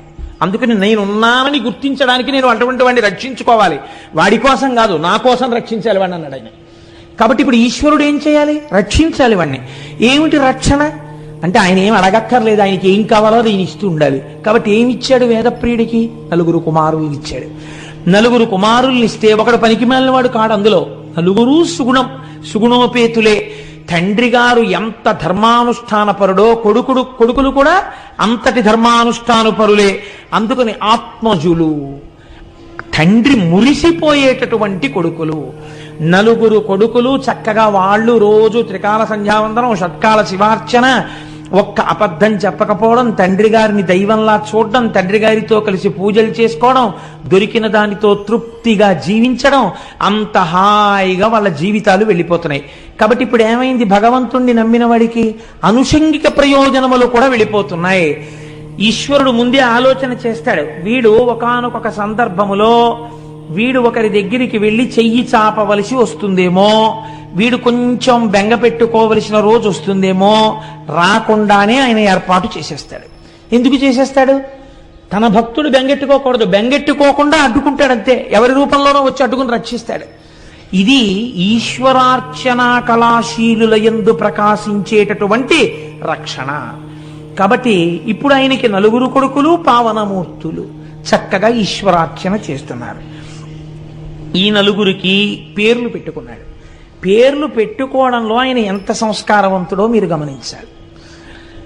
ఇంట్లో ఉన్న పిల్లల యొక్క పేర్లు పిలుస్తున్నప్పుడు ఇంటి యజమాని యొక్క సంస్కారం బయటికి వచ్చేస్తుంది. చట్ పట్ టప్ అనేవో పేర్లు ఉన్నాయనుకోండి, దిక్కుమాలిన పేర్లు, వీడి వ్యగ్రత బయటపడుతుంది. ఆ పెట్టుకున్నటువంటి పేర్లు అందంగా ఉన్నాయనుకోండి, చూసేటప్పటికి మనకు పొంగు వస్తుంది. అబ్బా ఎంత గొప్ప పేర్లు రా ఇవి అనిపిస్తుంది. చూడండి, అందుకని ఆయన పెద్ద కొడుక్కి దేవప్రియుడు అని పేరు పెట్టుకున్నాడు. 2వ వాడికి ప్రియమేధుడు అని పెట్టుకున్నాడు. 3వ వారికి సుకృతుడు అని పెట్టుకున్నాడు. 4 ఆయనకి సువ్రతుడు అని పెట్టుకున్నాడు. ఎంత చక్కటి పేర్లు చూడండి. పురాణ పరిశీలనమునందు మనం జీవితంలో నేర్చుకోవలసిన విషయాలు అనేకం ఉంటాయి. లేక కొడుకులు పుట్టినటువంటి దశరథ మహారాజు గారు పేర్లు పెట్టేటప్పుడు కౌసల్య, సుమిత్ర, కైకేయి, సుమంత్రుడు కూర్చుని ఎవరో రాసినటువంటి పేర్ల పుస్తకం ఒకటి తెచ్చుకుని దిక్కుమాలిన పేర్లన్నీ సెలెక్ట్ చేయలేదు. వశిష్ఠుడికి అప్పచెప్పాడు ఏ పేరు పెట్టాలో. వశిష్ఠుడు పెట్టాడు కాబట్టి రామనామం ఆనాటి నుంచి ఈనాటి వరకు మిమ్మల్ని నన్ను తరింప చేస్తోంది. వశిష్ఠుడు పెట్టకుండా దశరథుడు కూడా పట్ట పెట్టుంటే మన బతుకులు పట్టయిపోయింది కదండి. ఆ పెట్టిన పేరు ఎంత ఉద్ధరించిందో చూడండి. పేరు పెట్టుకోవడం వంశాన్ని తరింప చేసేస్తుంది. పేరు పెట్టి పిలిచిననైనా విశ్రామ కేళినైనా మిగుల గేలినైనా అంటారు పోతన గారు భాగవతంలో. తెలిసో తెలియకో యథాలాపంగా రోజు కొడుకని పిలిచినా సరే ఆత్మ ప్రలపించు నారాయణాయతంచు అజామిలుడు మోక్షాన్ని పొందలా. కాబట్టి పేరంత గొప్పది కనుక చక్కగా 4కి 4 కొడుకుల పేర్లు పెట్టుకున్నాడు. పెట్టుకున్నారా పిల్లలు పైకొచ్చారు. వేదప్రియుడు ఏమయ్యాడు? ఇక చెప్పక్కర్లేదు దాని గురించి. ఇంత జ్ఞానం కలిగిన వాడు ఒక వయస్సు వచ్చిన తర్వాత 4 పిల్లలు చక్కగా యోగ్యులై ఉన్నారు. మనస్సుని భగవంతుని యందు పెట్టాడు, భగవంతుని యందు లీనమైపోయాడు. అంటే ఆద్యంతము ఏ వస్తువుని పట్టుకోవాలో ఆ వస్తువుని పట్టుకున్నవాడు ధరించడం వరకు కూడా ఎవరు చూసుకున్నాడు? ఈశ్వరుడు చూసుకున్నాడు. కాబట్టి ఇప్పుడు ఆయన బిడ్డలు ఆయన లాంటి వాళ్ళే. కాబట్టి వాళ్ళు కూడా పరమశివుణ్ణే నమ్ముకుని జీవనం గడుపుతున్నారు. ఇక్కడ వరకు చాలా బాగుంది ఈ విషయం. కానీ పక్కనే పర్వత శిఖరాలలో రాక్షసుడు బయలుదేరాడు.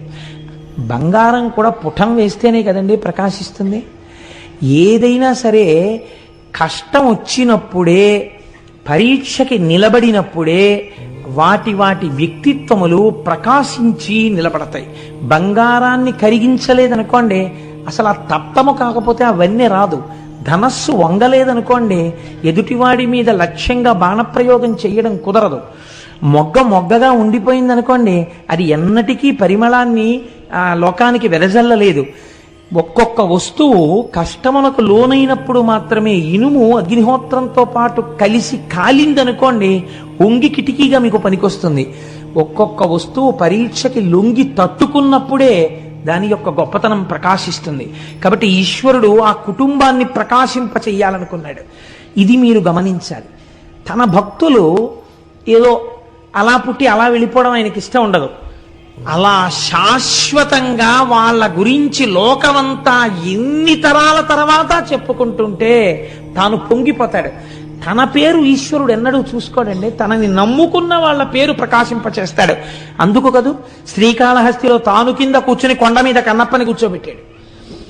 భక్తుల ఎడల అంత ఉదారుడై ఉంటాడు భగవంతుడు. అది విష్ణు స్వరూపం కానివ్వండి, శివస్వరూపం కానివ్వండి, ఉన్నదొక్కటే పదార్థం. ఏ స్వరూపంతోనైనా భక్తులను అలాగే అనుగ్రహిస్తుంది. కనుక ఈ దూషణుడనేటటువంటి రాక్షసుడు లోకమంతటా బాధలు పెడుతూ, అందరినీ కూడా ఇబ్బంది పెడుతూ, చిట్ట చివరికి వాడు ఎక్కడా ఎవ్వరూ ఈశ్వరార్చన చేయనటువంటి స్థితిని కల్పించి ఒక్క ఉజ్జయినిలో మాత్రం, అవంతి నగరంలో మాత్రం ఈ 4 పిల్లలు శివార్చన చేస్తున్నారు అని తెలుసుకున్నాడు. తెలుసుకుని వాళ్ళ దగ్గరికి వచ్చాడు. వచ్చి పెద్ద హడావిడి చేశాడు. మీరు శివలింగార్చన, వాళ్ళు రోజు పార్థివలింగాన్ని తీసుకొచ్చి పార్థివలింగానికి అర్చన చేసేవారు. ఈ పార్థివలింగానికి మీరు అర్చన చేయడం ఏమిటి? వీల్లేదు, మీరు నన్ను అర్చించాలి, నాకు పూజలు చెయ్యాలి. వీడెంతటి వాడు పశుపతి, ఇటువంటి వాళ్ళని ఎందరినో గెలిచాను నేను, మీరు విడిచిపెడతారా, నేను లింగాన్ని ధ్వంసం చెయ్యనా అని అడిగాడు. అడిగితే వాళ్ళు కనీసం కూడా బెదరకుండా తుచ్చుడు వీడి ప్రలాపాలు వింటూ కూర్చుంటే కొంత సమయం వృధా.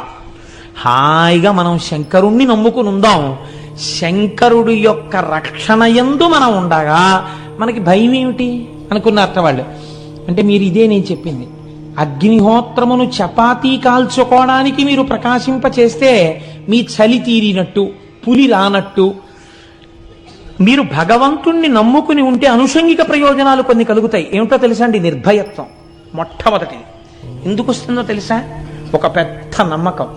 నేను ఒక్కడిని ఉండడం ఏమిటి, నాతో పరమాత్మ ఉన్నారు, ఆయన ఎప్పుడు నన్ను రక్షించుకుంటుంటారు, ఆయన నాకు రక్షకుడై నా పక్కన ఉండగా నాకే ప్రమాదం వస్తుంది, నాకేం రాదు, నన్ను నా స్వామి కాపాడుకుంటాడు, ఆయన నాకు రక్షకుడై ఉన్నాడు అని మీరు ఎవ్వరితోటి వాదించడానికి ఇష్టపడరు.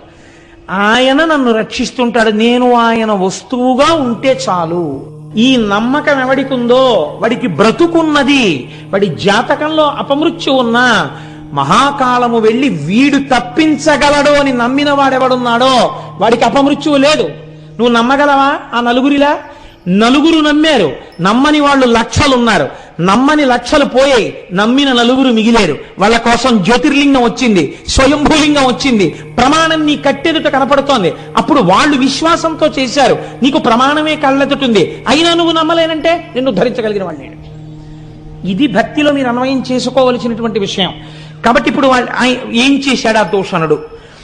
కదలక బ్రాహ్మణుల్ శివునిగాంచుతు ఓంహరయంచు నుండి అప్పదనున లింగమూర్తిపై భారములేని బలంబుతోచే అప్పదవిని దివ్యలింగము విభామయమద్భుత వీధి తిచ్చటల్ బొదలగనుద్భవిల్లి పెనుబూది యొనొచ్చను మిటిరక్కసున్. ఎప్పుడైతే ఈ 4 బ్రాహ్మణుల మీద కూడా కత్తి ఎత్తి కంఠం మీద వెయ్యబోతున్నాడో వాళ్ళు కదలకుండా, ఆ కత్తికి చెయ్యడ్డు పెట్టకుండా హర ఓం హర హర హర అంటూ వాళ్ళు అలాగే కూర్చున్నారు. ఉన్నాడు ఈశ్వరుడున్నాడు, ఆయన రక్షించుకుంటాడు, ఆయన రక్షణే మాకు లేని నాడు దూషణుడు అక్కర్లేడు, చీమ చేతిలో మేము చచ్చిపోతాం చాలు. మాకు పెద్ద విశేషం అండి. కారే రాజులు రాజ్యముల్ గెలువరే గర్వోన్నతిం పొందరే వారేరి సిరి మూటకట్టుకుని పోవంజాలిరే భూమిపై పేరైనం కలదే శిబి ప్రముఖులను ప్రీతిన్ యశక్కాముల ఈరే కోర్కెలు వారలంతలపరే ఈ కలమున్ భార్గవ. అన్ని దేవాలయాలు కొల్లగొట్టి, అన్ని దేవాలయాలు పాడు చేసి లోకమంతా గెలిచాననుకున్న అల్లావుద్దీన్ ఖిల్జీ తన నాలిక తాను కరుచుకు చచ్చిపోయాడు. నేనిన్ని పనులు చేశాననుకున్నటువంటి ఒక చక్రవర్తి మేడమెట్ల మించి కింద పడి చచ్చిపోయాడు. ఏ రూపంలో మృత్యు వచ్చిందో ఎవడికెరుక? ఏ క్షణంలో ఏ రూపంలోనైనా మృత్యువు రాగలదు. ఈశ్వరుడే తలుచుకుంటే ఏ రూపంలో వస్తున్నటువంటి మృత్యువునైనా ఆయన తప్పించగలడు. ఈశ్వరానుగ్రహం ఉందా రక్షింపబడతాడు, ఈశ్వరానుగ్రహం లేదా వెళ్ళిపోతాడు. కాబట్టి ఇప్పుడు ఏమైంది, వాళ్ళు హరవోం హర అని ఉండిపోతే వాళ్ళు ఒక చిన్న పార్థివలింగాన్ని చేసి మట్టితో దాన్ని ఆరాధన చేస్తున్నారు. మీరు ఇది నమ్మవలసింది. చాలా జాగ్రత్తగా మీరు గమనించండి. ఈశ్వరుణ్ణి వాళ్ళు ఎక్కడ చూశారు? ఇక్కడే ఉన్నటువంటి మట్టిలో దోషుడితో మీరు ఇలా అంటే అదొక లింగం కదండి, అంతే కదా. ఓ మట్టి దోషుడితో 2 చేతులతో ఇలా అన్నారనుకోండి, అది శివలింగం. మనం భయం వేసినప్పుడు వెర్రికేకలన్నీ వేస్తాం. ఎక్కడికి మీరు వెళ్ళినా మట్టి ఉండి తీరుతుంది. మీరు మట్టి మీదేగా ఉంటారు. మీరు ఇలా అని హరహర మహాదేవ శంభో శంకర అన్న ఉత్తర క్షణం పోయింది భయం. దేనికి భయపడుతున్నావు? ఎందుకు భయం నీకు? ఈశ్వరుడు అంతటా ఎప్పుడూ నీతోనే ఉన్నాడు. ఏమంటే నేను ఏ స్కూటర్ మీద ఉండుంటే వాయు రూపంలో ఈశ్వరుడు ఉన్నాడు, వాయులింగమయ్యి. ఆకాశ రూపంలో ఆకాశలింగమై ఉన్నాడు. అంతటా ఆయన ఉన్నప్పుడు అందుకే దేవి భాగవతం అంటుంది, నువ్వు బయలుదేరేటప్పుడు ఒక్క మాట చెప్పు, సర్వదా సర్వదేశేషు పాతుత్వాం భువనేశ్వరి మహామాయా జగద్ధాత్రి సచ్చిదానంద రూపిణి యశివో నామరూపాభ్యాం యాదేవి సర్వమంగళ తయో సంస్మరణాత్ పుంసాం సర్వతో జయమంగళం లాభస్తేషాం జయస్తేషాం కుతస్తేషాం పరాభవ ఏషామిందీవరస్యామో హృదయస్థో జనార్దనః అపదామపహర్తారం దాతారం సర్వసంపదాం లోకాభిరామం శ్రీరామం భూయో భూయో నమామ్యహం. ఎవరా పార్వతీ పరమేశ్వరులను ఒక్కసారి స్మరించి బయలుదేరారో వాళ్ళకి అమంగళము లేదు, ఆపద లేదు. కనుక ఏమైంది, ఇక్కడ ఉన్నటువంటి ఈ చిన్ని పార్థివలింగంలోంచి మహాకాల స్వరూపముతో బయటికి వచ్చాడు ఆయన. అంటే ఇప్పుడు ఈ చూడబడేటటువంటి రూపం సామాన్యమైన రూపము కాదు. ఇది మీరు గుర్తుపెట్టుకోవాలి. శ్రీకృష్ణ పరమాత్మ విశ్వరూపాల్ని అనేకంగా చూపించారు మహాభారతంలో. ధృతరాష్ట్రుడికి కూడా కళ్ళిచ్చి ఒకసారి విశ్వరూపం చూపించారు. అది కాదు, గీతలో భగవద్గీత బోధ చేసేటప్పుడు అర్జునుడికి ఒక రూపం చూపించారు. ఆ రూపాన్ని చూస్తే అంతటి క్షత్రియుడు కోట్ల మందిని తెగటార్చగలిగినటువంటి వాడు భయపడిపోయి నేల మీద వాలిపోయి, అయ్య బాబోయ్ ఈ రూపాన్ని నేను చూడలేను, నాకు భయం వేస్తోంది, ఉపసంహారం చేసేసై దీన్ని అన్నాడు. ఈ రూపంతో భీష్మంచ ద్రోణంచ జయద్రథంచ వీళ్ళందరినీ నేను ఎప్పుడో తినేశాను, నువ్వు నిమిత్త మాత్రం భవ సవ్యసాచి, నువ్వెవడే చంపడానికి, చంపుతున్న వాడిని నేను, చూడు ఎలా చంపేస్తున్నాను అని చూపించాడు. విశ్వమంతటా ఎన్ని ప్రాణులను ఈ కాలరూపంతో తినేస్తున్నాడో చూపిస్తే సవ్యసాచి కురుక్షేత్ర యుద్ధంలో అంతమంది మొనగాళ్ళని పడగట్టినవాడు భయపడిపోయాడు. మీరెంత నేనెంత కాలస్వరూపం లింగరూపములో బయటికి వస్తే అది ఇదే మార్కండేయ పురాణంలో యముణ్ణి కూడా తన్నింది, పడగొట్టింది. మృత్యువుకు మృత్యువై నిలబడింది, కాలమునకు కాలమై నిలబడింది, మహాకాలమై నిలబడింది. శివలింగంలోంచి ఆవిర్భవించాడు. ఎందుకంత కోపం? ఎప్పుడైనా వచ్చిందా అంత కోపం స్వామికి? తన భక్తులను చెనకడమా, ఇది ఆయన కోపం. ఈశ్వరుడికి ఇంత కోపము రావడానికి కారణమేమి? ఆయన భక్తుల జోలికి వెళ్ళడమే. అంతే. మహాకాల రూపంలో వచ్చి ఏమీ చెయ్యలేదుట, హుం అన్నాడంతే. బూడిద రాసులై పడిపోయాయి దూషణుడి సైన్యాలు. అంటే ఎంత వేడితో వచ్చిందో చూడండి. మరి అదే వేడి ఈ నలుగురిని చెనకదా? వేడికి ధర్మం కాల్చడం కదా, ఈ నలుగురు కూడా కాలిపోవాలి కదా. మరి కాలరు. ఎందుకని? అది పరమాత్మ స్వరూపం. అగ్నిహోత్రము ఒకడిని కాల్చి ఒకడిని వదలదు, కానీ ఈశ్వరానుగ్రహము. అందుకే నిన్నటి రోజున చెప్పాను, చేతిలో పట్టుకున్న ధనస్సు ఒకడికి భయకారకము, వేరొకడికి రక్షణ హేతువు. అలా ఆయన యొక్క హుంకారము దూషణుడి సైన్యాన్ని కాల్చింది, ఈ నలుగురిని కాపాడుకుంది. ఇది చూశారు. అబ్బబ్బబ్బా ఏమి స్వరూపం ఈ స్వరూపం! చచ్చిపోయే వాళ్ళని చంపకుండా మిగల్చగలిగినటువంటి రూపం ఈ రూపం. ఈ కోణం దర్శించారు వాళ్ళు. చంపేసే రూపంగా చూడలేదు, చచ్చిపోయే వాళ్ళని వదలగలది ఈ రూపం. ఇంతమందిలో నలుగురిని వదిలింది తన భక్తుల్ని. కాబట్టి ఇది మహాకాళ స్వరూపం. ఈశ్వరానుగ్రహం ఉన్నవాడికి అపమృత్యువు లేదు. ప్రదోష వేళలో శివమహాపురాణ అంతర్గతంగా ఇటువంటి క్షేత్రములకు సంబంధించిన మాటలు వినడము చేత మీరు శాబ్దికంగా ఉజ్జయినిలో మహాకాళ దర్శనం చేసేసినట్టే. ఆ ఫలితము ఉత్తర క్షణం మీ ఖాతాల్లో పడిపోతుంది. కాబట్టి ఇప్పుడు ఏమైంది, ఆ స్వరూపాన్ని చూసి పొంగిపోయారు దేవతలు. కాలరూపంలో వెళ్ళడం మేము చూశాం, ఇప్పుడు అది సాకారమై నిలబడింది, ఇలా కనపడదు ఇప్పుడు. కాబట్టి వాళ్ళందరూ వచ్చి స్తోత్రం చేశారు, ఈశ్వరా ఈ రూపం మీరు ఇక్కడ లింగ రూపంలో వెలియండి. దేని కొరకో తెలుసా? పాపం ఎదరెదర వీళ్ళు నలుగురే కాదు, మిమ్మల్ని నమ్మిన వారు ఎందరో ఉంటారు. నేను మొట్టమొదట మీతో ఒక మాట విజ్ఞాపన చేయడానికి కారణం అదే. ఆచారము తెలిసి భక్తితో వెళ్ళేవాళ్ళు, ఆచారము తెలియక భక్తితో వెళ్ళేవాళ్ళు. కానీ ఇద్దరూ సజ్జనులే, కానీ తెలుసున్నది అనుష్ఠానములో మాత్రం పెట్టాలి. ఇటువంటి సజ్జనులు, నీ మీద పూనిక ఉన్నవాళ్ళు, ఉన్నాడని నమ్మిన వాళ్ళు ఎవరొస్తున్నారో వాళ్ళు కాలమునందు పడిపోకుండా చూడవలసినటువంటి బాధ్యత, అటువంటి అనుగ్రహ ప్రసరణము కొరకు నీవు ఇక్కడ స్వయంభూలింగంగా ఉండాలని అడిగారు. తప్పకుండా ఉంటానని ప్రసన్నమూర్తి అయి వెంటనే మహాకాళలింగముగా ఆవిర్భవించాడు. ఆ మహాకాళలింగమే ఉజ్జయినిలో 3 అంతస్తులుగా ఉంటాయి శివలింగాలు. కింద నుండేటటువంటిది మహాకాళలింగం, మధ్యలో ఓంకారలింగం, ఆ పైన నాగేంద్ర స్వరూపమైనటువంటి లింగం. 3 లింగాలుగా ఉంటుంది. ఈ కింద నుండేటటువంటి మహాకాళలింగాన్ని భక్తులు వెళ్ళి దర్శనం చేసుకుంటూ ఉంటారు. ఈ ఉజ్జయినిలో ఉన్న శివలింగము దగ్గరే ఒక ఆశ్చర్యకరమైన సంఘటన జరిగింది. చంద్రసేనుడు అని ఒక మహారాజు గారు, ఆయన ఈ ఉజ్జయిని రాజ్యాన్ని పరిపాలిస్తున్నాడు. గొప్ప శివభక్తుడు, ప్రతిరోజు శివార్చన చేసేవాడు. ఈ శివార్చనకి మిచ్చి పరమశివుడికి అత్యంత సన్నిహితుడైనటువంటి మణిభద్రుడు అన్నాయన, మా స్వామిని కొలిచేటటువంటి వాడు వీడు అని ఆయనకు ఒక మణిని బహూకరించాడు. ఈ మణిని నువ్వు కంఠంలో పెట్టుకుంటే ఇది రాగి, ఇత్తడి, ఇనుము దేన్ని తగిలినా బంగారంగా మారిపోతుంది. దేశంలో క్షామ ఉండదు, లేకపోతే అతివృష్టి ఉండదు, నీ దేశంలో అందరూ సుభిక్షంగా ఉంటారని ఆ మణినిచ్చాడు.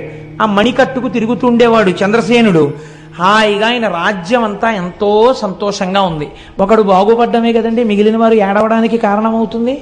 కాబట్టి ఇప్పుడు లోకంలో ఉన్న రాజులందరూ ఒక తాటి మీదకి వచ్చారు. దీని కొరకు వచ్చారు, వాడు అంత సుఖంగా ఉండడం ఏమిటి? మీరు చూడండి లోకం ఎంత చిత్రంగా ఉంటుందో. ఎందుకు సుఖపడుతున్నాడలా అని అడిగి తాను కూడా మార్గంలో వెళ్ళిన వాళ్ళు కారు. ఆయన ఎందుకు అలా సుఖపడాలి? కాబట్టి ఆయన దగ్గరున్న మణి మనం ఎత్తుకొచ్చేస్తే దీనికి ఒక పూత పూశారు. ఏం పూత పూశారు? క్షాత్ర ధర్మము. క్షాత్రం ఉన్నది మేము క్షత్రియులం, మేము రాజులం. బలమైనటువంటి వస్తువు, గొప్ప వస్తువు ఎవరి దగ్గర ప్రకాశిస్తోందో దాన్ని తెచ్చే అధికారం మాకుంది. ఒక్కడు వెళ్ళడానికి భయం, ఆయన శివభక్తుడు. అక్కడ మహాకాళలింగం వచ్చిందోసారి, కాబట్టి అందరం కట్టకట్టుకుని ఎడితే గొడవ ఉండదు, భయం ఉండదు ఇంకా. కాబట్టి ఇప్పుడు అందరూ కలిసి బయలుదేరారు. తప్పు పని చెయ్యడానికి కలిసినంత తొందరగా మంచి పనికి కలియడం అన్నది లోకంలో ఉండదు. కాబట్టి శ్రేయాంసి బహువిఘ్నాని, మంచి పని చేద్దామంటే విఘ్నాలు ఎక్కువ, అల్లరి ఎక్కువ. కాబట్టి ఇప్పుడు వీళ్ళందరూ కలిసి అవంతి మీద దండెత్తారు. దండెత్తి ఆ రాజు కోటని అన్ని వేపులా తలుపులు మూసేశారు, పట్టణానికి అన్ని వేపులా మొహరించారు. దేని కొరకు మొహరించారు? ఆ మణిని ఎత్తుకుపోవడానికి వచ్చారు వీళ్ళందరూ. రాజు చూశాట లోపల, వేగుల వలన తెలుసుకున్నాడు. ఒక్కరు కాదు, ఇద్దరు కాదు, మొత్తం రాజులందరూ వచ్చేశారు. వచ్చేసి నీ కోటని చుట్టుముట్టారు. ఇప్పుడు గెలవడం చాలా కష్టం, బయటికి వెళ్ళి యుద్ధం చేస్తే. మణి కోసమే వచ్చారని చెప్పాడు. ఆయన అన్నాడు, ఒకడో ఇద్దరో ముగ్గురో అయినచో ఉత్సాహమే పారా ఆజికి చేరంజని నిల్వరించిరుపులం చెండాడుదున్ కాని ఈ సకలోర్వీపతులేకమై ఇటులను చండ ప్రతాపానుల ప్రకట జ్వాలల చుట్టుముట్ట తరమే వరింప ఏకాకి. రాజు యుద్ధం వచ్చిందని పారిపోకూడదు, యుద్ధం వచ్చిందని బెంగ పెట్టుకోకూడదు. ఎందుకని? యుద్ధ సమయంలో భూపసభాంతరాళమున పుష్కళమక్షతురత్వమాజి బాహాపటు శక్తియున్ యశమునందనురెత్తియు ప్రకృతి సిద్ధగుణంబులు సజ్జనాళి కిందంటాడు భర్తృహరి. కాబట్టి భూపసభాంతరాళమున పుష్కళమక్షతురత్వము నాకు చాలా వచ్చు కానండి, నలుగురిని చూసేటప్పటికే భయపడిపోతానండి అంటే ఆ విద్యుత్తుకు పనికి వస్తుంది. పెద్ద సభలో కూడా నిర్భయంగా మాట్లాడగలిగినటువంటి అదృష్టం సజ్జన లక్షణం అన్నాడు ఆయన. భూపసభాంతరాళమున పుష్కళ వాక్యతురత్వము ఆజి మహాపటు శక్తియం. క్షత్రియుడైనటువంటి వాడు యుద్ధం ఎప్పుడు వస్తుందా, వెళ్ళి ఎప్పుడు చీల్చి చెండాడదామా అని చూడాలి. యతీనాం భూషణం జ్ఞానం సంతోషోహి ద్విజన్మనాం ఉద్యమం శత్రుహననం భూషణం భూతిమిచ్చతాం అన్నాడు వ్యాసుడు దేవి భాగవతంలో. ఇవి 4 లక్షణములు వీళ్ళకు ఉండి తీరాలన్నాడు. యతీనాం భూషణం జ్ఞానం. యతి అనగా ఏమి? కేవల జ్ఞానముతో ఉండాలి, ఇంకేది అడగకూడదు. యతికి భూషణము జ్ఞానమే. యతీనాం భూషణం జ్ఞానం సంతోషోహి ద్విజన్మనాం. బ్రాహ్మణుడైనటువంటి వాడు ఎప్పుడూ సంతోషంగా ఉండాలి. ఈశ్వరుడు ఉన్నాడు, నన్ను రక్షిస్తాడని. అంతేగాని నాకు ఇంకా అది రాలేదు, ఇంకా ఇది రాలేదని ఏడుస్తూ కూర్చుంటే వాడేం చేస్తాడు లోకానికి. సంతోషోహి ద్విజన్మనాం ఉద్యమం శత్రుహననం. శత్రువులు వచ్చినప్పుడు మీద పడి శాతన ఖగ్ర ఖండితల సన్మజ కుంజర కుంభముక్త ముక్తాతత శైల అంటారు తిక్కనగారి విరాటపర్వంలో. ఏనుగు యొక్క కుంభస్థలం మీదకి దూకి తన యొక్క వాడిగోళ్లతో తీల్చి ముత్యాలు వెదజల్లుదామని చూసేటటువంటి సింహంలా ఉండాలి క్షత్రియుడు, మహారాజు అన్నవాడు. కాబట్టి నాకు బెంగలేదు, యుద్ధానికి వెళ్ళడం అంటే సంతోషమే. కానీ ఒక్కరో ఇద్దరో ముగ్గురో వస్తే అలా వెడతాను. లోకములో ఉన్న రాజులందరూ కట్టకట్టుకుని యుద్ధానికి వస్తే ఏకాకిని పోరాడడం తేలిక. కాబట్టి ఇప్పుడు ఎంత గొప్ప మాట చెప్తున్నాడో చూడండి. ధర్మలోపం లేదు ఆయన యందు. ధర్మలోపం ఎవరి యందుంది? బయటున్న వాళ్ళ యందుంది. క్షాత్రమని అడ్డు పెట్టుకుని మణి కోసం వచ్చారు వాళ్ళు దారి దొంగలు. ఈయనో యుద్ధం చేయడానికి, దేహత్యాగం చేయడానికి, లేదా వాళ్ళని ఓడించడానికి నాకు బెంగలేదు. కానీ ఇంతమంది వచ్చినప్పుడు యుద్ధం చేయడం ఏకాకి ఎలా కుదురుతుంది? చెయ్యొచ్చా? తెగబడి సైన్యాన్ని ప్రజల్ని తీసుకెళ్లి యుద్ధం చేస్తే ఇంతమంది చచ్చిపోతే రాజు దూరదృష్టి ఉన్నవాడని రేపు లోకం అంటుందా? కాబట్టి నేను ఇప్పుడు ఏం చెయ్యాలి? ఆయన ఏం చేశాడంటే ఇన్ని ఆలోచనలు నాకెందుకు, నేను ఎవరిని నమ్మితే ఈ మణి వచ్చింది, ఈ మణి ఆయన్ని నమ్మి నేను పూజ చేశాను, ఆయన యొక్క అంత్యవాసులలో ఒకడు సంతోషించి నాకు ఈ మణినిచ్చాడు, ఎవడు నాకు ఈ మణి ఇవ్వడానికి కారకుడో వాడి పాదాలే నేను గట్టిగా పట్టుకుంటాను. నన్ను రక్షించుకోవడం వాడి కర్తవ్యం. యుద్ధమే రాని శరీరమే పోని. కాబట్టి దేవాలయంలోకి వెళ్ళి కూర్చుని ఇప్పుడు పూనికతో పూజ చేశాడు. మీరు ఒక్కటి అర్థం చేసుకోండి. అయ్యా మీకు ఇక్కడ సెల్ ఫోన్తో చాలా అవసరం ఉంటే మీరు బయటికి వెళ్ళండి. మీకు సెల్ ఫోన్తో అవసరం ఉంటే బయటికి వెళ్ళిపోవచ్చు, మీ వల్ల ఇతరులు డిస్టర్బ్ కాకూడదు. మీకు అవసరం లేదనుకుంటే దగ్గర కూర్చుని సెల్ ఫోన్ ఆఫ్ చేయండి. మీ సెల్ ఫోన్ ఆన్ చేసుకోవడానికి కాదు, దగ్గరగా కూర్చుని సభలో కూర్చోవడం.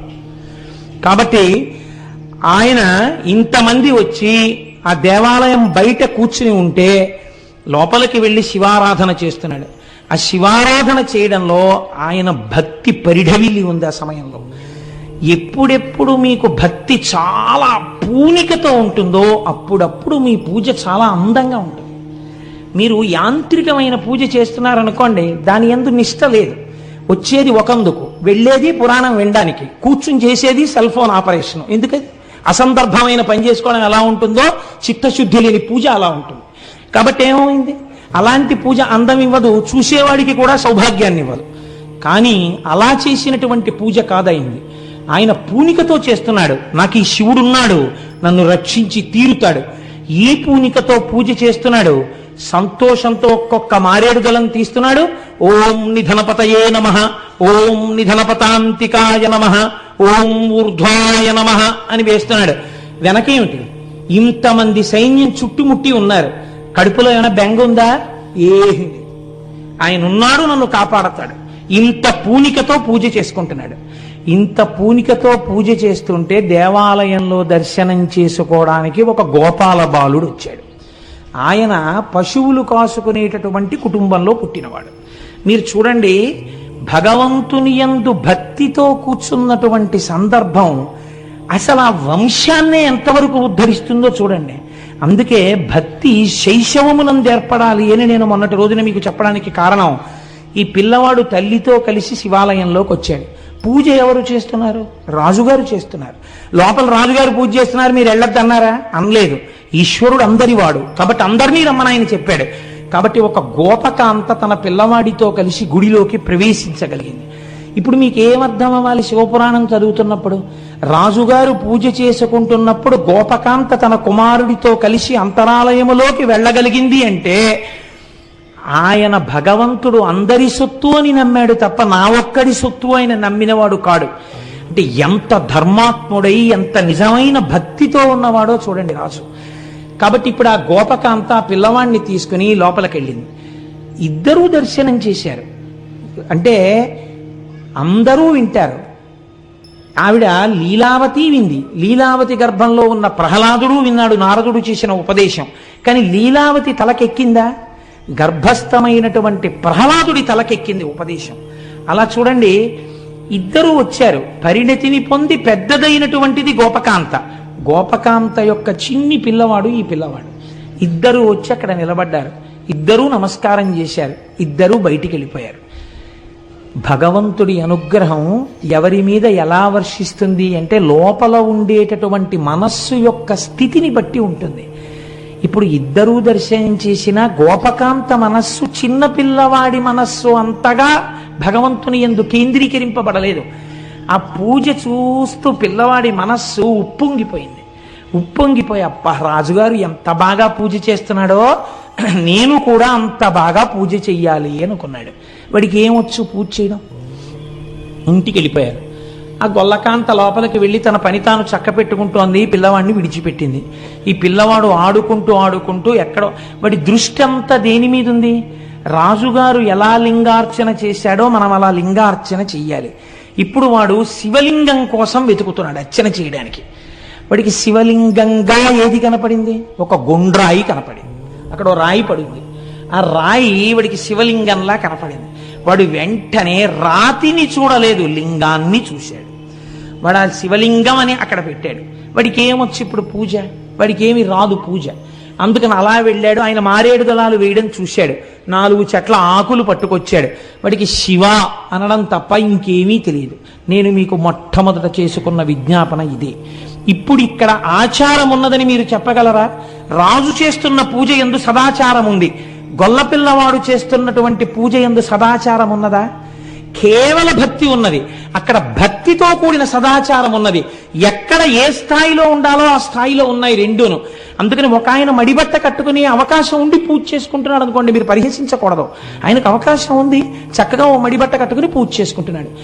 నీకు మడిబట్ట కట్టుకునేటటువంటి అవకాశం ఆ రోజు కలగలేదు. ఇంటి నిండా మనవలు ఉన్నారు, వచ్చి ముట్టుకుంటున్నారు. నవ్వుతూ హాయిగా సంతోషంగా పూజ చేసుకో. చిన్నపిల్లలు ఈశ్వర రూపంలో నన్ను తాకారనుకుని పూజ చేసేసుకో. అప్పుడు నీకు సమస్య లేదు. భక్తి యందు ఈ స్థాయి భేదాన్ని మీరు అర్థం చేసుకోవాలి. లేకపోతే అది అర్థం ఉండదు. అందుకే నేను చెప్పాను, రోగానికి పథ్యము మందు రెండు ఎలా అవసరమో కానీ భక్తి యందు మాత్రం ఒక్కొక్కసారి పథ్యం లేనటువంటి మందు సరిపోతుంది. ఎలా? ఆచారం లేని భక్తి సరిపోతుంది. ఇక్కడ సరిపోయింది. ఎందుకంటే ఆ పిల్లాడికి ఏం తెలియదు. అసలు తెలియకపోయినా ఈశ్వరుడు మన్నించాడంటే భవరోగం తీసేశాడు. ఎలా తీసేశాడు? వాడు ఆ గుండ్రాయిని అక్కడ పెట్టాడు. గుండ్రాయిని అక్కడ పెట్టి తెచ్చుకున్న ఆకులు తీశాడు. శివ శివ శివ, ముందు ఓం లేదు, చివర నమః లేదు. వాడు మడిబట్ట కట్టుకోలేదు. వాడికి ఏమీ తెలియదు. వాడికి అభిషేకం తెలియదు. వాడికి పురుష సూక్తం తెలియదు. వాడికి షోడశోపచారాలు తెలియవు. వాడి దగ్గర నైవేద్యం లేదు. కానీ వాడు ఒక్కొక్క ఆకు తీస్తున్నాడు, వేస్తున్నాడు. శివ శివ శివ అంటున్నాడు. ఇలా అంటూ ఉండడంలో వాడికి ఎవరు కనపడుతున్నారు కళ్ళల్లో? రాజుగారు మహాకాళలింగానికి చేస్తున్న పూజ ఇక్కడ కనపడుతోంది. ఇప్పుడు వాడి మనస్సులో వాడు అలాగే మహాకాళలింగానికి చేసేస్తున్నాడు. మీరు అనుకున్న పని, మీరు అనుకున్న కోరిక మీకు తీరగానే మీలో గొప్ప తృప్తి వచ్చేస్తుంది. ఆ తృప్తిలోంచి ఆనందం ఉద్భవిస్తుంది. నేను ఈ శివ పూజ చేసుకుంటున్నాననుకోవడంలో వాడు ఆ ఆనందంలో కన్నులు మూతపడిపోయాయి. పైకి నామం ఆగిపోయింది. కానీ ఆ పైన గుండ్రాయిపోయి ఇక్కడ వాడికి మహాకాళలింగం వచ్చేసింది. వచ్చేసి వాడు ఇక్కడ అర్చన చేసేస్తున్నాడు. అలా కూర్చుని స్తంభీభూతుడైపోయాడు. అంటే భావనా పరిపుష్టి చిన్న కారణం చేత ఒక పిల్లవాడు పొందేయగలిగాడు. మీరు తారతమ్యాన్ని గమనించండి జాగ్రత్తగా. ఇది లేని పూజ, ఇది పొందని పూజ ఎంత చేసినా నిరుపయోగమే. కాబట్టి ఇప్పుడు గొల్లవనిత బయటికి వచ్చింది. ఆ పిల్లవాడికి అన్నం పెడదామని వచ్చింది. అన్నం పెడదామని అమ్మ రావాలా? అమ్మ అన్నం పెట్టమ్మా, అన్నం పెట్టమ్మా అని పిల్లాడు తిరగాల? అది పిల్లవాడు తిరిగే వేళ తిరగట్లేదు. ఏమిటి వీడు తిరగట్లేదని అమ్మ వచ్చింది. కానీ వాడు అంతర్ముఖుడై కూర్చుని ఉండిపోయాడు. చూసింది తల్లి. ఏమిట్రా ఇదంతా? ఈ గుండ్రా ఏమిటి, ఈ ఆకులు ఏమిటి, ఏమిట్రా ఇదంతా అంది ఆవిడ. ఇప్పటికీ వినపడలేదు. చూడండి, ఇద్దరూ దర్శనానికి వెళ్ళారు. ఆయన పూజ చేశాడు. ఈవిడికేం కనపడుతోంది? గుండ్రాయి ఆకులు కనపడుతున్నాయి. ఈ గుండ్రాయి ఏమిటి, ఆకులు ఏమిటి అని అడిగింది. ఆయన మాట్లాడలేదు. ఏరా మాట్లాడమేమిరా అని చెప్పి భుజం బట్టి లాగింది. ఆయన బహిర్ముఖుడు కాలేదు. ఆవిడికి కోపం వచ్చింది. వీడు ఇలాంటి పిచ్చి పిచ్చి వేషాలన్నీ ఏవో మొదలెట్టాడు. ఇదో శివలింగం అని చెప్పేసి ఏదో పెద్ద ధ్యానంలో ఉన్నట్టు నటిస్తున్నాడు వీడనుకుంది ఆవిడ. ఆ గుండ్రాయిని తీసి విసి అవతల పారేసి ఆ ఆకులన్నీ కాలుతో తోసేసి ఇంట్లోకి వస్తావా రావా నా చెయ్యట్టుకుని ఒక్క లాగి రా అన్నం పెడతాను అని లోపలికి వెళ్ళిపోయాను. అంతే కదండి. అంతకన్నా ఆవిడికి ఏం తెలుసు ఆయన ఏ స్థితిలో ఉన్నాడో ఆవిడికి తెలియదు కాబట్టి చేయి పట్టి గట్టిగా లాగేసి వెళ్ళిపోయింది. పిల్లవాడు కళ్ళు తెరిచాడు. వాడు వెంటనే ఆర్తితో ఏడ్చాడు. దేనికి ఏడ్చాడు? అమ్మ లాగిందని ఏడవలేదు, తన్ను తిట్టిందని ఏడవలేదు. తన ఎదురుగుండా ఉన్న శివలింగం వాడికి కనపడలేదు. వాడికి గుండ్రాయి కనపట్టలేదు, శివలింగం కనపడుతోంది. నా చేత అర్చించబడిన నా స్వామి లేడిక్కడ, నా స్వామి వెళ్ళిపోయాడు అని బెంగ పెట్టుకున్నాడు. ఇప్పుడు వాడు తన స్వామిని పిలుస్తున్నాడు రమ్మని. ఎంత చిత్రంగా పిలిచాడంటే అంతనయార్తి అయి హరహరాయని బాలుడు మూర్ఛనొందే. స్వామి ఎక్కడికి వెళ్ళిపోయావయ్యా, కనపట్టలేదని హరహరా అని అరుస్తూ వాడు స్వామి కనపడలేదన్న బెంగ చేత వెంటనే మూర్ఛపడిపోయాడు కింద. తన కోసం ఇంత పరితపించిపోయిన పిల్లవాణ్ణి చూశాడు. ఇది నేనన్నది మొట్టమొదట చెప్పిన ఉపమానానికి కారణం అది. మీరు బాగా ముందరి చెప్తే ఈ కోణాన్ని అందుకోగలుగుతారని. వెంటనే ఆ ఇంద్రియు అల్కతోడదని ఎచ్చటనో నిదురించే ఈ పిల్లాడు రావట్లేదని ఆ గోపకాంత లోపలికి వెళ్ళిపోయి పాకలో ఎక్కడో పడుకుంది. అంత కాలాంతక సత్కృపున్ బుడుతుడల్లన కన్నులు విచ్చి చూడగా ఎంతయు వింత కన్పడియ హేమమయం బగు దెవలం వచన్. బంగారు కాంతులతో గోపురంతో ఒక పెద్ద దేవాలయం, వేరొక పెద్ద శివలింగం అక్కడ ఏర్పడ్డాయి. పిల్లవాడు బంగారు పువ్వులు తాపడం చెయ్యబడిన పీట మీద పట్టుపంచతో కూర్చుని వాడు పూజ చేస్తున్నాడు. వాడికి సమస్తమైన శివజ్ఞానము భాషించిపోయింది. ఇప్పుడు అమ్మకి ఏదో వినపడింది. ఏమిటి గంటలేమిటి, ఎవరో చేస్తున్న అభిషేకాలేమిటి, పూజలేమిటి, ఈ నామాలేమిటి, ఘోష ఏమిటిని బయటికి వచ్చింది. పెద్ద దేవాలయం తెల్లబోయింది. లోపలికెళ్ళి చూసింది. పిల్లవాడు బంగారు పువ్వుల పీట మీద కూర్చుని పూజ చేస్తున్నాడు. నా వంశమే తరించిపోయిందిరా తండ్రి, ఈ పూజ చేశామని నాకు తెలియదురా అని వెళ్ళి బిడ్డన్ని కౌగిలించుకుంది. ఆనందపడిపోయింది. ఈ సమయంలో స్వామి హనుమ అక్కడ ఆవిర్భవించారు.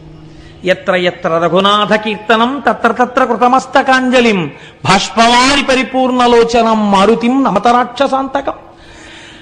అక్కడ స్వామి హనుమ ప్రత్యక్షమై ఒక మాట చెప్పారు. ఎవడు నొసట భస్మరేఖలను పెట్టుకుంటాడో, లలాటమునందు బొట్టు పెట్టుకుంటాడో, మెడలో రుద్రాక్షమాల దాల్చి ఉంటాడో, నాలుక చివర శివనామము పలుకుతున్నాడో వాడికి మోక్షము కరతలామలకము. ఈ పిల్లవాడికి ఏమీ తెలియకపోవచ్చు, ఆచారం తెలియకపోవచ్చు. వాడు నమ్మాడు పరమేశ్వరుణ్ణి, నమ్మి పూజ చేశాడు ఒక గుండ్రాయికి. అది శివలింగం అయింది. చూశారా, దీని వల్ల వీడు పొందపోతున్నటువంటి భాగ్యమేమో మీకు తెలుసా అని అడిగాడు. వీడి వంశం గొప్ప గొప్ప వాళ్ళందరూ ఈ గొల్ల వంశంలో పుడతారు. వీడు గొప్ప ఐశ్వర్యాన్ని అనుభవిస్తాడు.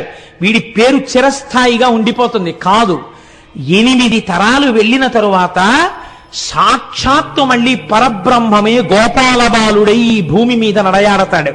శ్రీకృష్ణ పరమాత్మకి తండ్రి అనిపించుకుని ఇలా చేతిలో కర్ర పట్టుకుని వస్తుంటే పరమాత్మ అంతటి వాడు గబగబా నాన్నగారు వస్తున్నారని ఒదిగి నించుని, నాన్నగారు ఇలా విప్పేసి చెప్పులు లోపలికి వెళ్ళిపోతే చెప్పులు చేత్తో పట్టుకుని పక్కన పెట్టి, నాన్నగారండి మంచినీళ్ళు ఇవ్వనా అని ఓ పిడతతో నీళ్లు తెచ్చి నాన్నగారి కాళ్ళు కడిగి చేతికి నీళ్ళిచ్చి తాగుతుంటే నందుడి కాళ్ళు పడుతూ కూర్చుంటాడు పరబ్రహ్మం. వీడు నా కొడుకు అని తొడ మీద కూర్చోబెట్టుకుంటాడు పరమాత్మని. తెలియాలా? తెలియక్కర్లేదు. ఈ గోపాల బాలుడు చేసిన పూజకి 8 తరాలు ఇంత అనుభవించగా 8వ తరంలో కృష్ణ పరమాత్మకి తండ్రిగా నందుడు పుడతాడు. అటువంటి వంశం ఈ వంశం కాబోతోంది. నమ్మిన వారికి నమ్మినంతరా శివ పూజ. చూడండి ఎటువంటి స్థితిని పొందాడో ఈ పిల్లవాడు అని స్వామి హనుమ ఆ రోజున శివభక్తి విశేషాన్ని ఆవిష్కరించి వెళ్ళారు. అటువంటి ఈ వార్త ఊరంతా పాకింది. గొల్ల పిల్లవాడు పూజ చేస్తే శివలింగం దేవాలయం వచ్చాయి. ఏం ఆశ్చర్యం అని. ఈ ఆశ్చర్యంతో ఈ వార్త బయట విడిది చేసినటువంటి శత్రు సైన్యాలకు వెళ్ళింది. వాళ్ళనుకున్నారు, ఇది నిజమా, మన్ని భయపెట్టడానికి ప్రచారం చేస్తున్నాడా? నిజంగా అలా ఏర్పడినదైతే మాలో కొంతమంది ప్రతిదినం లోపలికి వస్తాం స్నేహంగా, మాకు చూపించమన్నారు.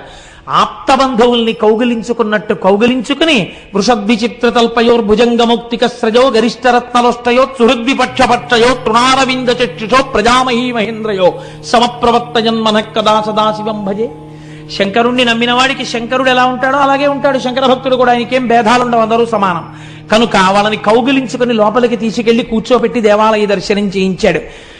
ఒక గోపాల బాలుడు ఇంత భక్తి పరిపుష్టి కలిగినటువంటి వాడి రాజ్యంలో ఉంటే ఇంకా మిగిలిన వాళ్ళు ఎంతటి పరమ భక్తులో, మనమే లోపలకొచ్చి రాజు మీద చెయ్యి వేస్తే వాళ్ళు శంకరుణ్ణి హరహరా అని ప్రార్థన చేస్తే మన బతుకులేమవుతాయో, మన వంశాలేమవుతాయో. ఎందుకు వచ్చిన గొడవ? ఈ చంద్రసేనుడికి నమస్కారం చేసి మనం వెళ్ళిపోదామని రాజులందరూ వెనక్కి తిరిగి వెళ్ళిపోయారు. చంద్రసేనుడు హాయిగా రాజ్యం చేశాడు. ఈ రకంగా ఆ ఉజ్జయిని యందు మహాద్భుతమైనటువంటి దేవాలయము, మహాకాళేశ్వరుని యొక్క దేవాలయము ఆవిర్భవించింది. మీకు విచిత్రం ఏమిటో తెలుసా అండి? ఉజ్జయిని యందు ఒక చిత్రం ఉంది. సంవత్సరానికి ఒక్కసారి వర్షాకాలానికి ముందర పర్జన్యానుష్ఠానము అని చెప్పి ఒక అనుష్ఠానం చేస్తారు. వర్షాలు బాగా పడాలి, పంటలు పండాలి అని ఆయన దేవాలయంలో కూర్చుని అనుష్ఠానం చేస్తారు. ఇది పూర్తి అవగానే ఆకాశంలో నల్లటి మబ్బులు పట్టి వర్షాలు పడతాయిట ఇప్పటికీ కూడా ఉజ్జయినిలో. అంత గొప్ప ఆలయం ఆ ఆలయం. ఈ ఉజ్జయినిలో ఉన్నటువంటి మహాకాళేశ్వరుడు వెలిసినటువంటి ప్రాంతము కిందనే శంఖు యంత్రము అనబడేటటువంటి చాలా ఆశ్చర్యకరమైనటువంటి యంత్రం ఉన్నది అని పెద్దలు నమ్ముతారు. శంఖం దేనికి గుర్తు అంటే విజయానికి గుర్తు. అందుకే కురుక్షేత్ర యుద్ధం ప్రారంభం అయ్యే ముందు సంజయుని అడుగుతాడు ధృతరాష్ట్రుడు, ఏం చేస్తున్నారు మామకా పాండవాశ్చైవ కిమకుర్వతు సంజయ అంటాడు. ఏం చేస్తున్నారయా మా వాళ్ళు కౌరవులు అంటే, పాండవులందరూ శంఖాలు ఊదుతున్నారు అన్నాడు. మా వాళ్ళు ఊదట్లేదని ఇంకా చెప్పక్కర్లేదు. అంటే ఎవరు శంఖం ఊదాడో వాడికి విజయం కలుగుతుంది. శివార్చన యందు శంఖం ఊదుతారు. మనం అరుణాచలం వెళ్ళినప్పుడు అరుణాచల గిరి ప్రదక్షిణంలో మీరు చూశారు కదా, ఆ శివ కుటుంబం కొండ మీద కనపడుతున్న దగ్గర అయ్యా ఒక్కసారి శంఖం ఊదండి అంటే ఒక పావలా కూడా అరక్కుండా వాళ్ళు 2 శంఖాలు ఊతారు గట్టిగా. అంటే విజయానికి గుర్తు ఆ శంకర దర్శనం. కాబట్టి శంఖయంత్రం ఆయన కింద ఉన్నది. కాబట్టి మహాకాళేశ్వరుడి దగ్గరికి వెళ్లి దర్శనం చేసుకున్నవాడు ఎటువంటి విజయాన్నైనా పొందుతాడు. చంద్రసేనుడు పొందలా? అటువంటి విజయాన్ని పొందుతాడు. ఎటువంటి కోర్కెలు తీరుతాయి, అపమృత్యు దోషం పోతుంది. ఎవరికైనా అటువంటి ప్రమాదం ఉన్నదని బెంగపెట్టుకున్న వాళ్ళు ఉజ్జయిని వెళ్లి మృత్యుంజయ మహామంత్ర జపం చేయించుకుంటుంటారు, అభిషేకం చేయించుకుంటూ ఉంటారు. దేవి అవంతిక అని అమ్మవారికి పేరు. అమ్మవారి అనుగ్రహంతోనే ఆ పట్టణం ఏర్పాటైంది అని. ఇక్కడ ఉండేటటువంటి కాళికాదేవి ఒక కోటలో ఉంటుంది. అక్కడే ఆవిడ రాత్రి వేళ పట్టణమంతా సంచరించి తెల్లవారేసరికి దేవాలయంలోకి వెళ్ళిపోతుంటే కాళిదాస మహాకవి వెళ్ళి తలుపులు వేసుకుని లోపల కూర్చుంటే తెల్లవారిపోతోంది. అంటే నాకు బాగా జ్ఞానం ఇవ్వాలి నువ్వంటే అయితే తలుపు సందులోంచి నాలుక బయట పెట్టమంది. తలుపు సందులోంచి కాళిదాస మహాకవి ఇలా బయట పెట్టగానే బీజాక్షరాలు రాసేసింది అమ్మవారు. తలుపులు తీసి అమ్మవారిని చూసి శ్యామలాదండకం చేశాడు అప్పుడే మహానుభావుడు. కనుక కాళిదాస మహాకవికి జ్ఞానమబ్బినటువంటి క్షేత్రము ఉజ్జయిని క్షేత్రం. ఇప్పటికీ ఎప్పటి నుంచో, ఎన్ని వేల సంవత్సరాల నుంచో ఉజ్జయినిలో ఉన్నటువంటి అంతరాలయమునందు 2 జ్యోతులు వెలుగుతుంటాయి. వాటిని రెండింటిని అఖండ దీపములు అని పిలుస్తారు. ఆ అఖండ దీపములను కూడా మీరు జ్యోతిగా భావన చేయవచ్చు, జ్యోతిర్లింగముగా భావన చేయవచ్చు. కనుక ఈశ్వరుణ్ణి దానిలో మీరు చూడవచ్చు. చిత్రం ఏమిటో తెలుసా అండి? ఒక్క ఉజ్జయిని దేవాలయంలో ఒక చిత్రమైనటువంటి మందిరం ఉన్నది. దాన్ని భస్మ మందిరము అని పిలుస్తారు. అక్కడ ఆవుల యొక్క పేడతో మన పెద్దలు ఋషులు ఎంత గొప్ప నిర్ణయం చేశారండి. ప్రపంచంలో పిపీలికాది పర్యంతంలో ఏ జీవి విడిచిపెట్టినటువంటి మలమైనా దుర్వాసనతో ఉంటుంది. ఒక్క ఆవు మాత్రం గడ్డి తిని పేడ వేస్తుంది. ఆవు పేడ చేత్తో పట్టుకుంటే సువాసన వస్తుంది. సరికదా, సూక్ష్మక్రిముల్ని చంపేస్తుంది. అన్నిటినీ మించి ఆ ఇంట ఎంత అమంగళకరమైన వారు తిరిగినా శౌచమిస్తుంది. అందుకే ఆవు పేడ కలిపినటువంటి నీళ్లు పూర్వం ఇళ్లల్లో చల్లి అదంతా శుద్ధి చేసుకోవడం అనేటటువంటి ఆచారం వచ్చింది. రేపటి రోజున మనం అక్కడ సుబ్రహ్మణ్యేశ్వర స్వామి వారి అభిషేకం చేసే రోజున కూడా చక్కగా ఆవు పేడ కలిపినటువంటి నీళ్లు ఆ ప్రాంతం అంతా చిలకరించి ఆ ప్రాంతాన్ని శుద్ధి చేసుకుందాం. మనం విన్నది ఆచరణలో పెట్టుకున్నప్పుడే కదా ఆనందం.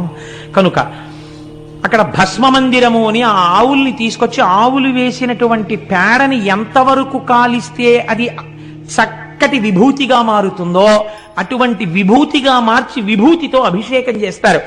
ఉజ్జయినిలో చేసేటటువంటి విభూతి అభిషేకం 2 రకాలుగా ఉంటుంది. అసలు సాధారణంగా మనకి ఇక్కడ ఎక్కడ మీకు అది కనపడదు.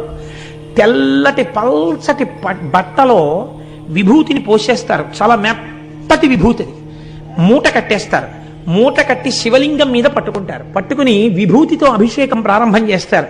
చేస్తున్నప్పుడు వెనక చదువుతుంటారు, నమస్తే అస్తు భగవన్ విశ్వేశ్వరాయ మహాదేవాయ త్రయంబకాయ త్రిపురాంతకాయ త్రికాగ్నికాలాయ కాలాగ్నిరుద్రాయ నీలకంఠాయ మృత్యుంజయాయ సర్వేశ్వరాయ సదాశివాయ శ్రీమన్మహాదేవాయ నమః అని చదువుతుంటే మనమైతే ఓ గ్లాస్ తోటో చెంచాతోటో ఇలా టిక్కు టిక్కు టిక్కు టిక్కు కొట్టి కొద్ది కొద్ది కొద్ది కొద్దిగా విభూతి వేస్తాం. వాళ్ళు అలా కాదు, ఈ విభూతి మూట పట్టుకుని ఆ మూటను కొడతారు.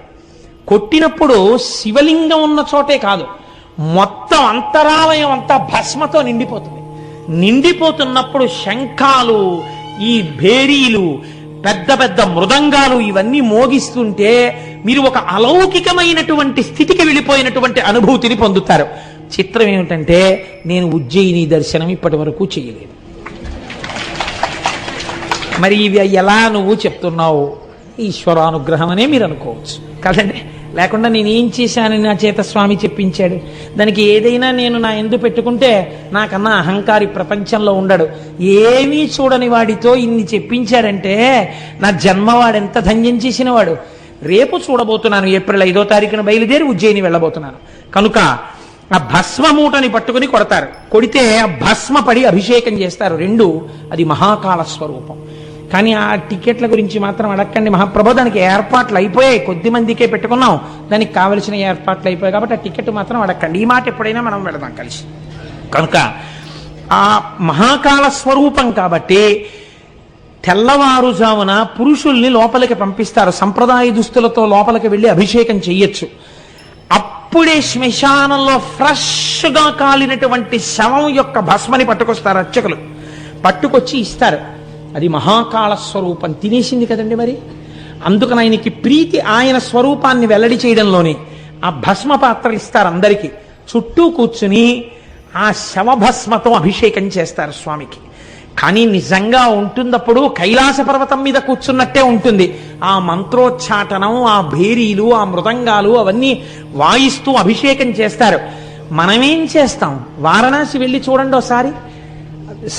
అసుర సంధ్య వేళ దాటిన తర్వాత చేసే అభిషేకం ఎలా ఉంటుందో అసలు ఒళ్ళు గగుర్పొడుస్తుంది. ఆ అభిషేకం చూస్తుంటే, ఆ ఢమరుకల నాదాలు వింటుంటే, అనువాకానికి వాళ్ళు చేసే చప్పుళ్ళు వింటుంటే అబ్బా ఏమిరా ఈ అభిషేకం అనిపిస్తుంది మనకి. అది శివానుగ్రహం పొందడం అంటే. శాబ్దికంగా ఒళ్ళు పులకరించిపోయి వెంట్రుకలు నిలబడిపోతాయి. శవభస్మతో స్వామి శంకరుడికి అక్కడ అభిషేకం జరుగుతుంది.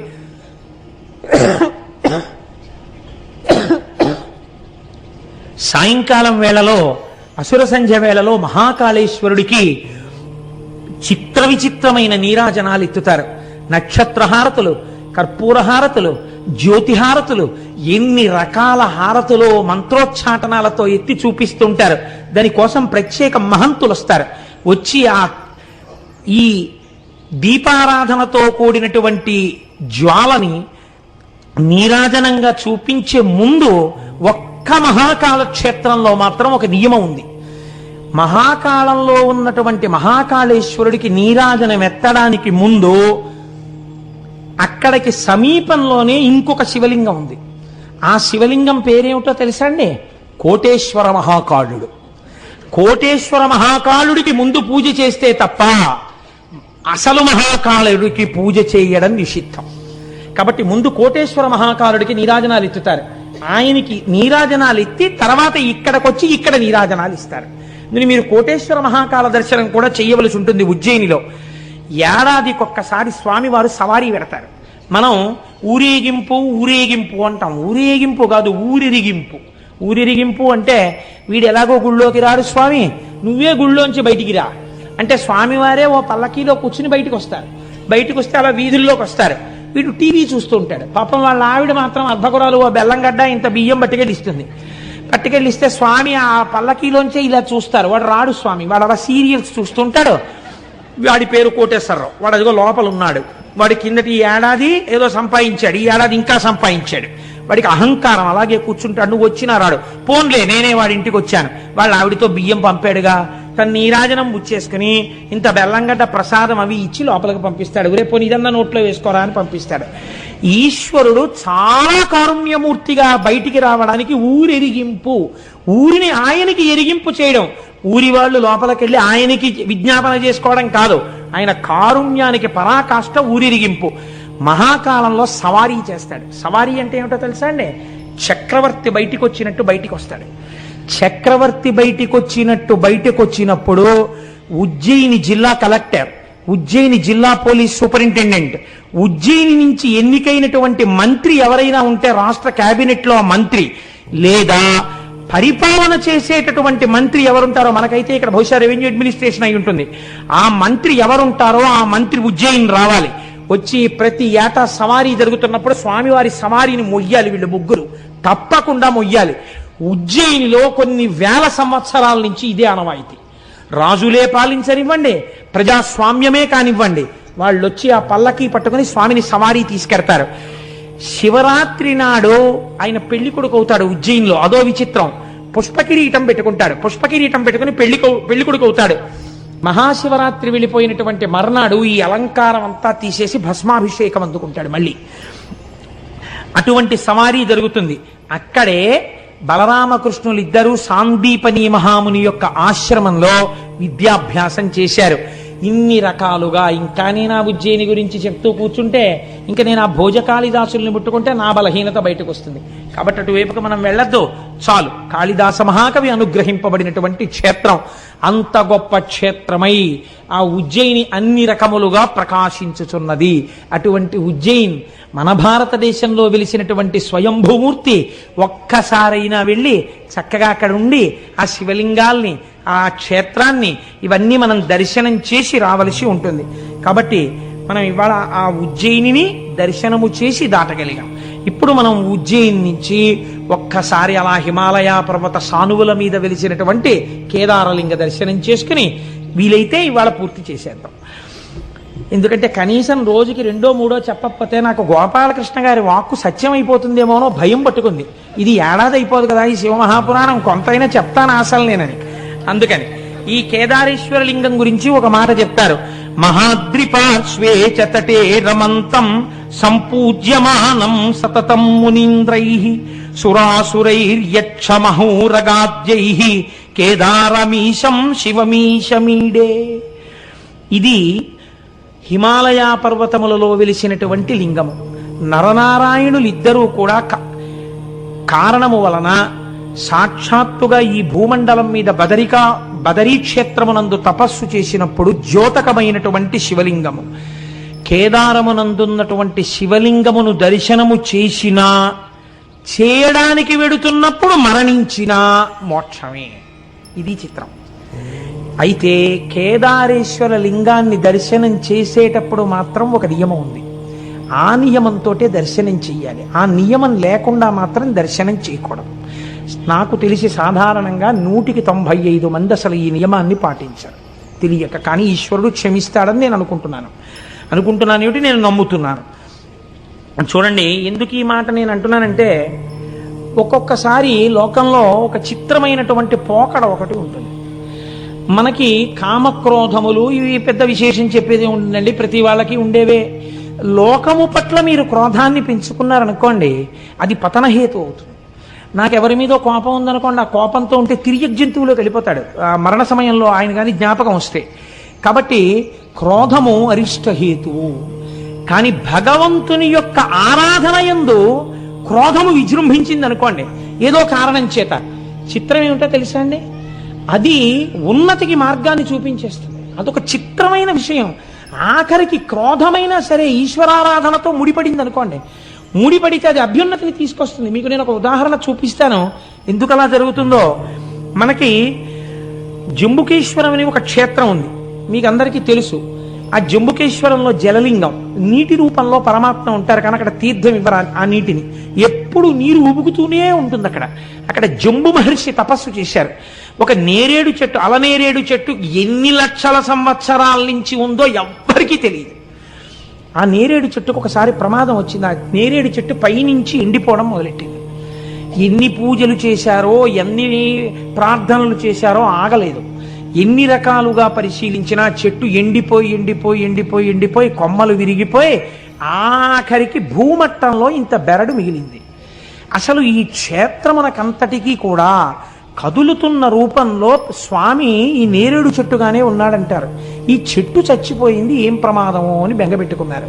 మనకి కొన్ని కొన్ని క్షేత్రాల్లో చెట్టు రూపంలో ఈశ్వరుడు ఉంటాడు. అందుకే నమ వృక్షాయచ అని పిలుస్తుంది రుద్రాధ్యాయం.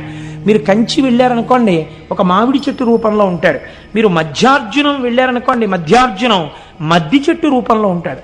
జంబుకేశ్వరం వెళ్ళారనుకోండి, నేరేడు చెట్టు రూపంలో ఉంటాడు. పైగా ఆ నేరేడు చెట్టు యొక్క మొదట ఒక ఏనుగు, ఒక సాలెపురుగు, ఒక శివలింగాన్ని పూజ చేస్తున్నటువంటి గుర్తులున్నాయి.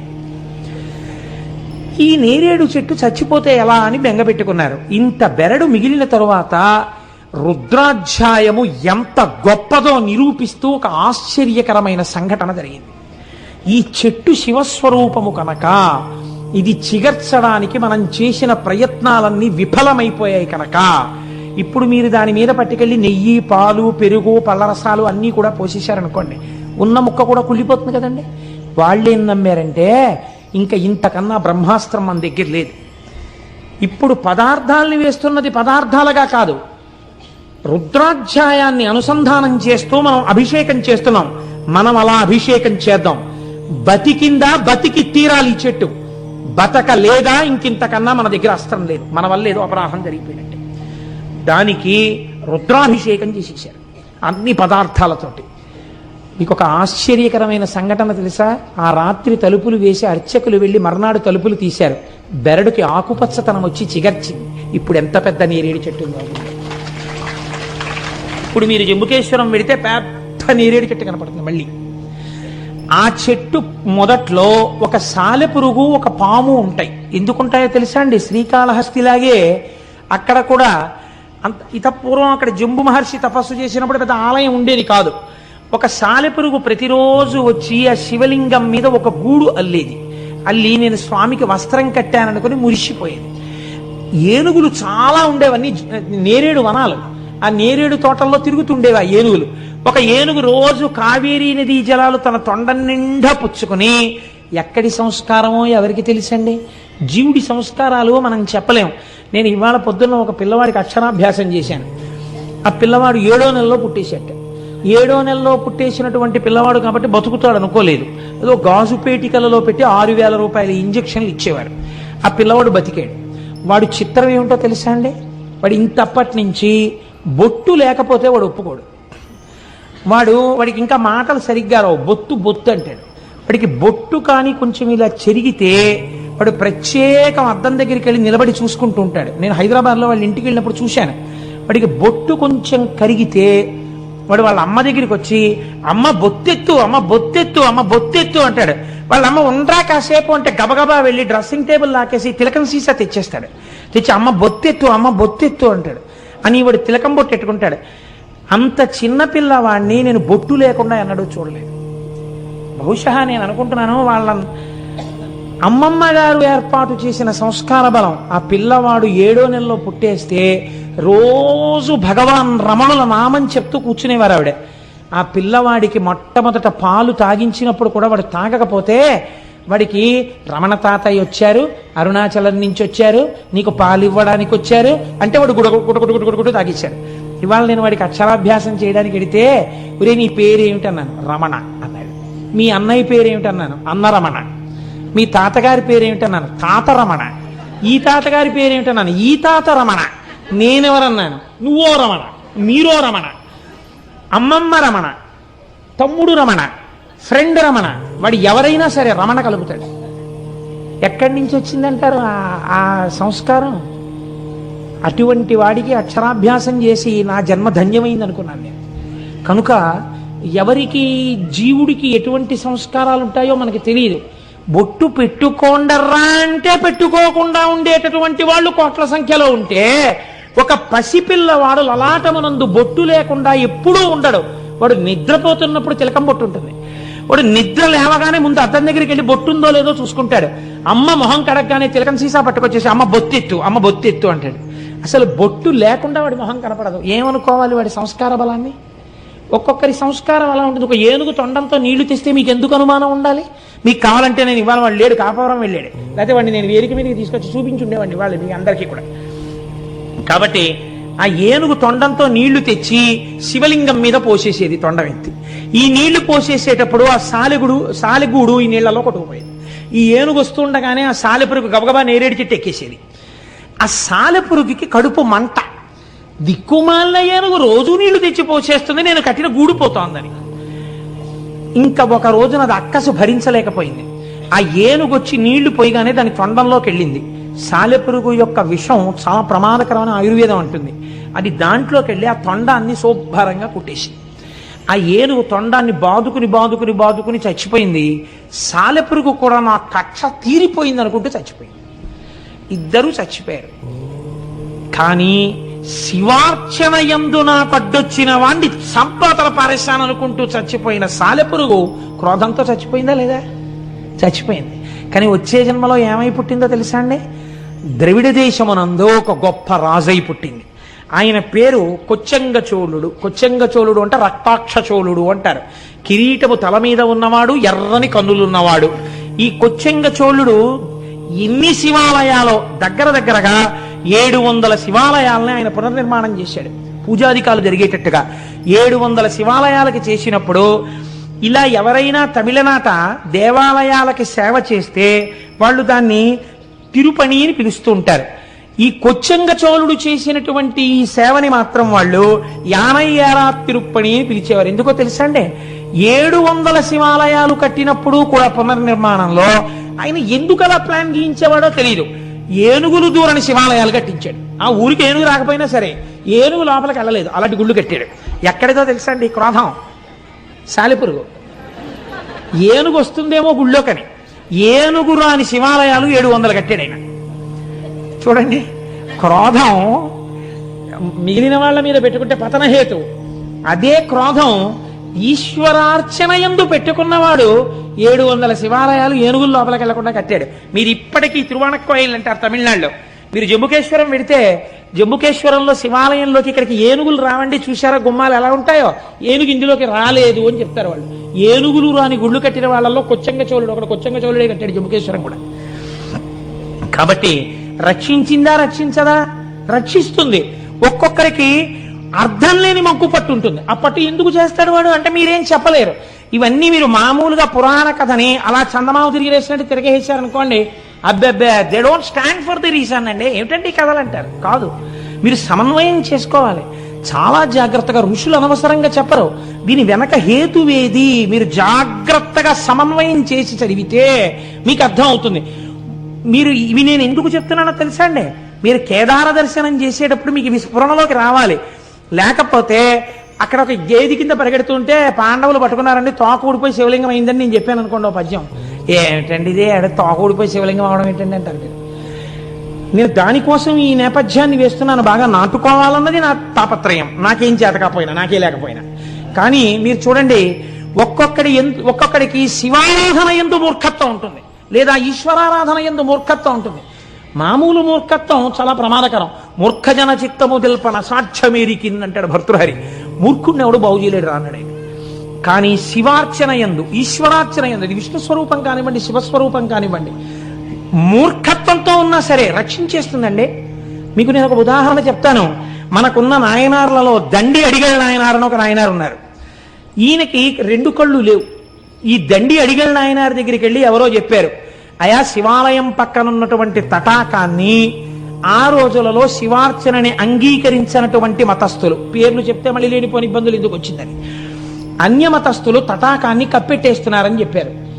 నాకా 2 కళ్ళు లేవు, నేను వెళ్ళి ఏం తవ్వుతాను అని ఆయన అనుకునేవాడు కాదు. రాత్రి వాళ్ళు పనిచేయరు కదా, వాళ్ళు ఎంత కప్పెట్టేశారో నేనంతా మళ్ళీ తవ్వేస్తానని ఈయన గుణపం పారా పట్టుకుని అందులో దిగిపోయేవాడు. వాళ్ళు కొన్ని 100 మంది కలిసి కప్పెట్టేవారు. ఈయన ఒక్కడు అంధుడు దిగేవాడు. దిగి పారతో వేసేసి, అది ఎటు వేస్తున్నాడో కూడా తెలియదు ఆయన పాపం, తడుముకుంటూ వెళ్ళి పైన వేసేసి నేను మళ్ళీ శివుడికి తటాకంతా వేస్తున్నాను అనేవాడు. ఒకరోజు తెల్లవారిపోయిందని తెలుస్తుందా? తెలియదు ఆయనకు, అంధుడు. అన్యమతస్థులు వచ్చేసి చూశారు. హోరి గుడ్డివాడా, అంధుడా, మేము కప్పెట్టే తటాకాన్ని నువ్వు తవ్వగలిగిన మొనగాడివా? నువ్వు తవ్వుతావురా అంధుడివి అన్నాడు. ఆయనకి ఎక్కడ లేని కోపం వచ్చేసింది, మూర్ఖత్వం వచ్చేసింది ఆ కోపంలోంచి.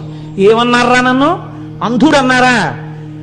మా స్వామే కనుక ఉన్నది నిజమైతే రేపు ఇవాళ రాత్రి మళ్ళీ నేను తటాకం తవ్వడానికి వస్తాను కదా, నా కళ్ళు కనపడాలి, మీ కళ్ళు పోవాలన్నాడు. ఎంత చిత్రమైన మాట చూడండి, మూర్ఖత్వంతో అన్నాడు అంతే ఆ మాట. వాళ్ళు పెద్ద పరిహాసం చేశారు. నోరు మొయ్యి, రాత్రికి మళ్ళీ తటాకం తవ్వుతావా? మా కళ్ళు పోతాయి, నీ కళ్ళు వస్తాయా? అది చూద్దామని మళ్ళీ కప్పెట్టి వెళ్ళిపోయారు. మళ్ళీ రాత్రి వచ్చారు, కిందకి దిగి గుణపం పారా పట్టుకున్నాడు. ఈశ్వర, తెల్లవారేటప్పటికీ నా కళ్ళు రావాలి, వాళ్ళ కళ్ళు పోవాలి, మళ్ళీ చెప్తున్నాను, నువ్వు ఉన్నావని నాకు నమ్మిక అన్నాడు. తవ్వాడు. ఇప్పుడు ఈశ్వరుడు సంకటంలో పడ్డాడు. మహాభక్తుడు అన్నమాట నిజం చేసి తీరాలి, నచ్చ చెప్తే విండవు. కాబట్టి తెల్లవారుతోంది, ఈయనకి కళ్ళు వచ్చాయి, వాళ్ళకి కళ్ళు పోయి, అందరికీ కళ్ళు పోయి. ఈ విషయం మహారాజుకు తెలిసింది. రాజు స్వయంగా బయలుదేరి వచ్చాడు. ఇన్నాళ్ళు వీళ్ళు చేసినదంతా అసత్య ప్రచారం కనుక వీళ్ళ నాలుకలు కూడా కోసేయండి అన్నాడు. ఇప్పుడు వాళ్ళు తడుముకుంటూ వీళ్ళని ఈ రాజ్యంలో ఉండకుండా రాజ్యం బహిష్కారం చెయ్యండి, నిష్కారణంగా వీళ్ళ మాటలు నమ్మి నేను ఎన్నో దేవాలయాలు మూశాను, కోనేరులు కప్పెట్టాను, కాబట్టి వీళ్ళని బయటికి తోసేయండి, నా చేత పాపం చేయించారన్నాడు. వాళ్ళు తడుముకుంటూ రాజ్యంలోంచి బయటికి వెళ్ళిపోయారు. అలా మహానుభావుడు దండి అడిగల నాయన మూర్ఖత్వంతో శంకరుణ్ణి కిందకి దింపేసి ఈశ్వరాస్తిత్వాన్ని నిలబెట్టాడు. ఇప్పుడు చెప్పండి నాకు, భగవంతుని యొక్క అర్చన యందు వచ్చిన క్రోధము, భగవత్ సంబంధము చేత కలిగినటువంటి ఈశ్వరుడున్నాడన్న పూనిక చేత వచ్చిన మూర్ఖత్వము, ఈ రెండు ఒక్కొక్కసారి రక్షణ హేతువులైపోయినా అయిపోతాయి కూడా ఆ పూనికలు. మనం చెప్పలేం. ఈశ్వర సంబంధములో అవగుణములు గుణములుగా భాసిల్లుతాయి. ఇది ఎవరికైనా, ఎంతటి వారికైనా. ఈ నేపథ్యంలో మీరు కేదారేశ్వరుడి యొక్క శివలింగం గురించి వినే ప్రయత్నం చేయండి, మీరు తొందరగా సమన్వయం చేసుకోగలుగుతారు. ఇందులో ఆ హిమాలయ పర్వతాల దగ్గర మహానుభావుడు ఆ కేదారేశ్వరంలో ప్రతిరోజు కూడా ఆ నరనారాయణులు ఒక పార్థివలింగాన్ని అక్కడ ఉంచి ఆ పార్థివలింగాన్ని ఆరాధన చేస్తుండేవారు. వాళ్ళు చేస్తున్నది పార్థివలింగానికి. పార్థివలింగం అంటే ఇంత మట్టితో చేసిన శివలింగం. వాళ్ళు ఇంత మట్టితో మేం చేసిన శివలింగమే కదా అని వాళ్ళు అనుకునేవారు కాదు. ఇది ఈశ్వరుడు అని నమ్మారు వాళ్ళు. అమరకోశంలో ఈశ్వర శబ్దం శివుడికి మాత్రమే వర్తిస్తుంది. అందుకని ఇది ఈశ్వరుడు, జగన్నియామకుడు, జగత్ప్రభువు అని నమ్మారు. నమ్మి నరనారాయణులు అర్చన చేస్తున్నారు. వారలహర్నిశంబులను పార్థివలింగ సమర్చనంబు విస్తారముదంబు పెంపెసగ సల్పుడు అయ్యడు రజమౌళి అవ్వారల చేరవచ్చి అనవత్య వరంబును కోరుడన్న అద్ధీరులిటన్ వసింపుమన దేవరయుండి హిమాటవీ స్థలిన్. ఆ శివలింగంలోంచి పరమశివుడు ఆవిర్భవించి, మీరు చేసినటువంటి పూజకి నేను ఎంతో పొంగిపోయానయ్యా, ఇంత చల్లటి ప్రాంతంలో, ఇంత తపస్సులో పార్థివలింగానికి ఇంత అర్చన చేశారు, మీకేం కావాలి కోరుకోమని అడిగారు. అడిగితే, స్వామి ఇక్కడే ఈ బదరీ క్షేత్రానికి ఆవలివేపు హిమాలయ పర్వతాల యొక్క శృంగాల మీద నీవు స్వయంభూమూర్తివై లింగమూర్తివై వెలిసి లోకమును కాపాడు అని అడిగారు. ఎక్కడ హిమాలయ పర్వతాలు? కొన్ని వేల అడుగుల ఎత్తు సముద్ర మట్టానికి. ఆ కేదారం వెళ్ళేటప్పుడు రోడ్డు కొన్ని నెలల్లోనే క్లియర్ చేస్తారు. చేసిన తరువాత అది కూడా అసలు రాత్రిళ్ళు 9 దాటితే కరెంటు తీసేస్తారు. ఇంకా ఆ చీకట్లోనే పడుకోవడం అంతే ఆ కాటేజెస్లో.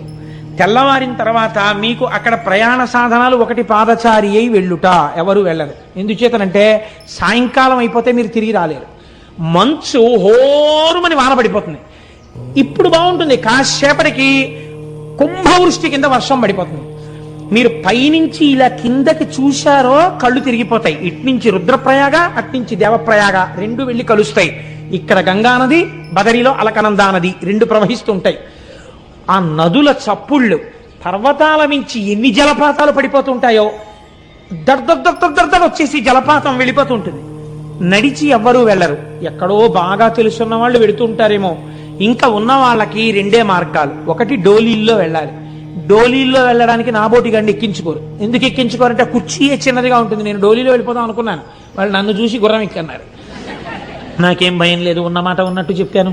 కాబట్టి ఆ చిన్న కుర్చీలో అసలు పట్టం, ఏదో కొంచెం కాస్త డెలికేట్గా ఉండి అందులో కూర్చునేవారంటే ఎక్కువ మందిగా ఆడవాళ్ళని ఎక్కించుకుంటారు వాళ్ళు. అందుకే ఎక్కించుకుని ఆడవాళ్ళని ఎక్కించుకుంటారంటే నా ఉద్దేశం, నేను ఏ అపవిత్రమైన భావనతో నేను అంటలేదు. వాళ్ళు కొంచెం మగవాళ్ళ కన్నా సన్నగా ఉంటారు కాబట్టి వాళ్ళని వహించడం తేలిక అని. వాళ్ళు పాపం చాలా సేవ చేస్తారు. వాళ్ళు మగవాళ్ళలో సన్నగా ఉన్న వాళ్ళు ఎక్కుతుంటారు, మిగిలిన వాళ్ళు గుర్రాలు ఎక్కాలి. విచిత్రం ఏంటో తెలుసా అంటే 2 గుర్రాలను ఒకటే తోలుతాడు.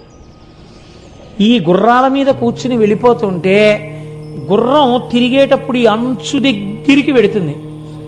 ఒక్కసారి కానీ జారిందో వెతికేవాడు కూడా ఉండడం, ఇంకెవరు వెతకడం అన్న సమస్య ఉండదు. ఎందుకంటే కొన్ని వేల అడుగుల నుంచి కింద పడిపోతాం కదమ్మా, వెళ్ళాం కదా మనం. అన్ని వేల అడుగుల నుంచి కింద పడిపోవడమే, చిన్నాభిన్నం అయిపోతుంది శరీరం. అసలు వెతకరు. కేదారంలో పడిపోయాడంటే కైలాసం పోయాడని వెళ్ళిపోతారు. కాబట్టి ఆ కేదారానికి వెళ్ళేటప్పుడు 10 రూపాయలు ఇస్తే ఓ ప్లాస్టిక్ కవర్ ఇస్తాడు, డిస్పోజబుల్ రెయిన్ కోట్. అది వేసుకుని ఆ గుర్రం ఎక్కి వెళ్ళిపోతుంది. హోర్న వాన వస్తుంది, తడిచి ముద్దయిపోవడం. దిగడానికి ఉండదు. కేదారం వెళ్ళి కేదారం నుంచి కిందకు వచ్చిన తర్వాత గుర్రం దిగిన వాడు నడుస్తుంటే అసలు వీడికి నడకొచ్చా అనిపిస్తుంది. ఇవన్నీ పుళ్ళైపోయి ఎంత నొప్పులు చేసేస్తాయో అలవాట్లేక ఆ గుర్రం మీద కదలికకి. అది జీను కదులుతుంటుంది కదా, దాన్ని కొంచెం గట్టిగా ఏమైనా ఇలా తొక్కిపెట్టి ఏమైనా అందామంటే అది కాస్త కాలు జారింది అనుకోండి, కిందకి అయిపోయిందే. కాలు నెప్పిడితే పెట్టింది, కిందకి దిగితే చాలని అలా కూర్చోవాలంతే. కానీ వెళ్ళి తీరవలసిన యాత్ర. ఇన్ని వేల అడుగులు పైకెక్కిన తర్వాత స్వామి దేవళం కనపడుతుంటుంది.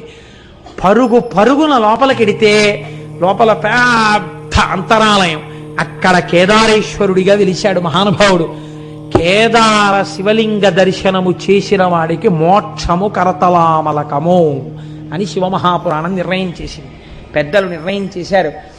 లేదా అలా జరగాలని ఎవరు కోరుకోకూడదు. కేదారము విడుతున్నప్పుడు పడిపోయినా వాడికి మోక్షము సత్యమే, దొరికి తీరుతుంది. అటువంటి కేదారేశ్వరంలో ఆ శివాలయంలో ఒకానొకసారి ఒక విచిత్రమైనటువంటి స్థితి జరిగింది. ఆ వెలిసినటువంటి శివలింగం కొన్ని యుగాలైపోయింది. యుగాలైపోయిన తర్వాత శివాలయాల్లో శివలింగానికి ఒక గమ్మత్తు ఉంటుంది. శివుడికి పునఃప్రతిష్ఠ ఉండదు. ఎందుకుండదంటే శివలింగం అలా క్షీణించిపోయి ఏదో ఇంత మొక్కుంది అనుకోండి, అదే శివలింగం అంతే. దానికో కవచమో మట్టో తొడిగేసి అంతే అభిషేకం చేస్తారు. అంతేగాని గుణపాలెట్టి తవ్వేసి మళ్ళీ పునఃప్రతిష్టలనే ఉండవు దానికి. కాబట్టి కొన్ని యుగాలు దాటిన తరువాత అంతం కొన్ని యుగంబులైన పిదపన్ హర్యశ్వ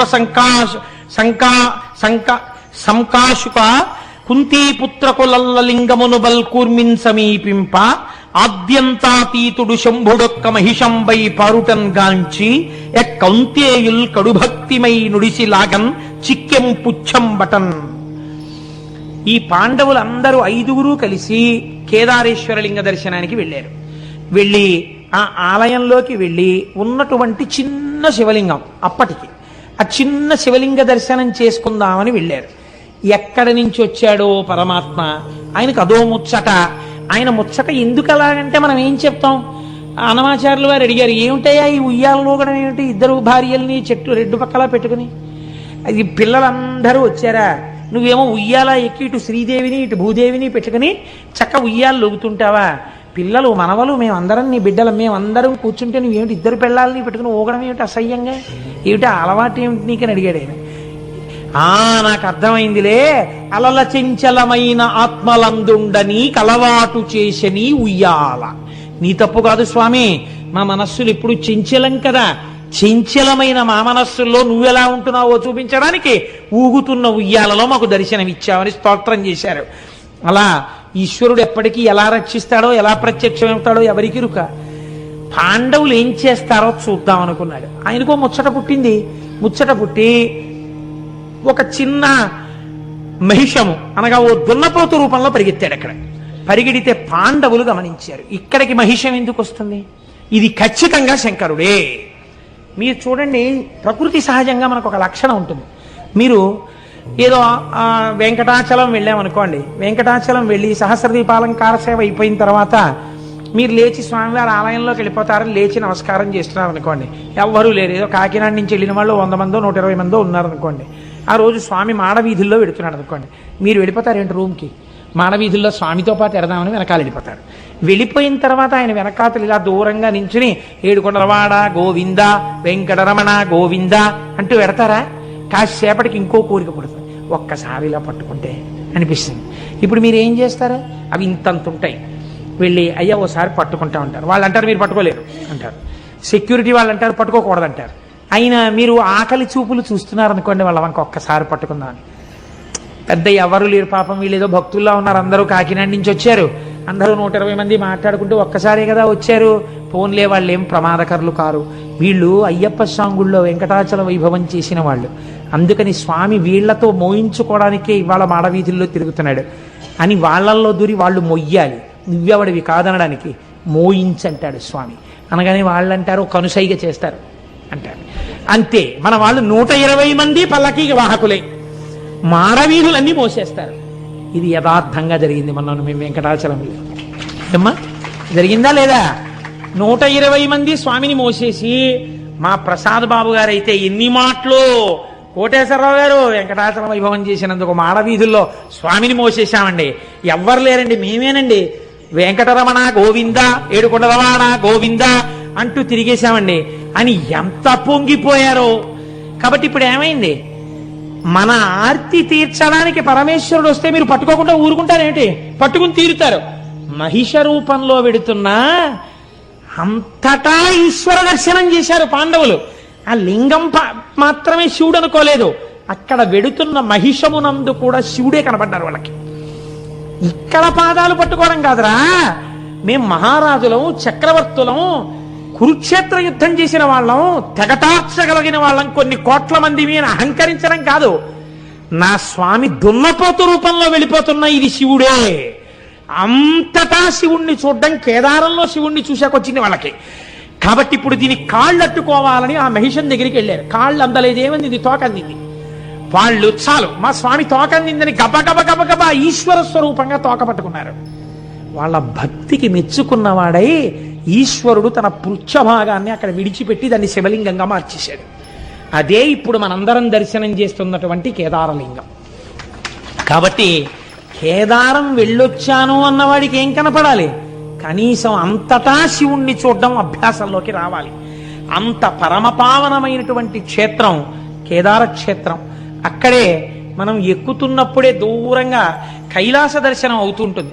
అదిగో కైలాసం కనపడుతోంది చూడండి అంటారు. ఆ మంచుకొండ చాలా విచిత్రంగా కైలాసంలాగే భాషిస్తూ ఉంటుంది. నిజంగా వర్షం ఆగి సూర్యకిరణాలు పడుతుంటే ఎంత అందంగా ఉంటుందో. నిజంగా కైలాసానికి సమీపానికి వెళ్ళి వచ్చినట్టే. కొందరేం నమ్ముతారంటే శంకర భగవత్పాదాచార్య స్వామి వారు అక్కడే తన సత్యదండాన్ని విడిచిపెట్టేశారు అని నమ్ముతారు. అక్కడ ఒక పెద్ద శంకరుల సత్యదండం యొక్క ఫోటో ఉంటుంది, అక్కడే ఒక చిన్న ఆలయం కూడా ఉంటుంది.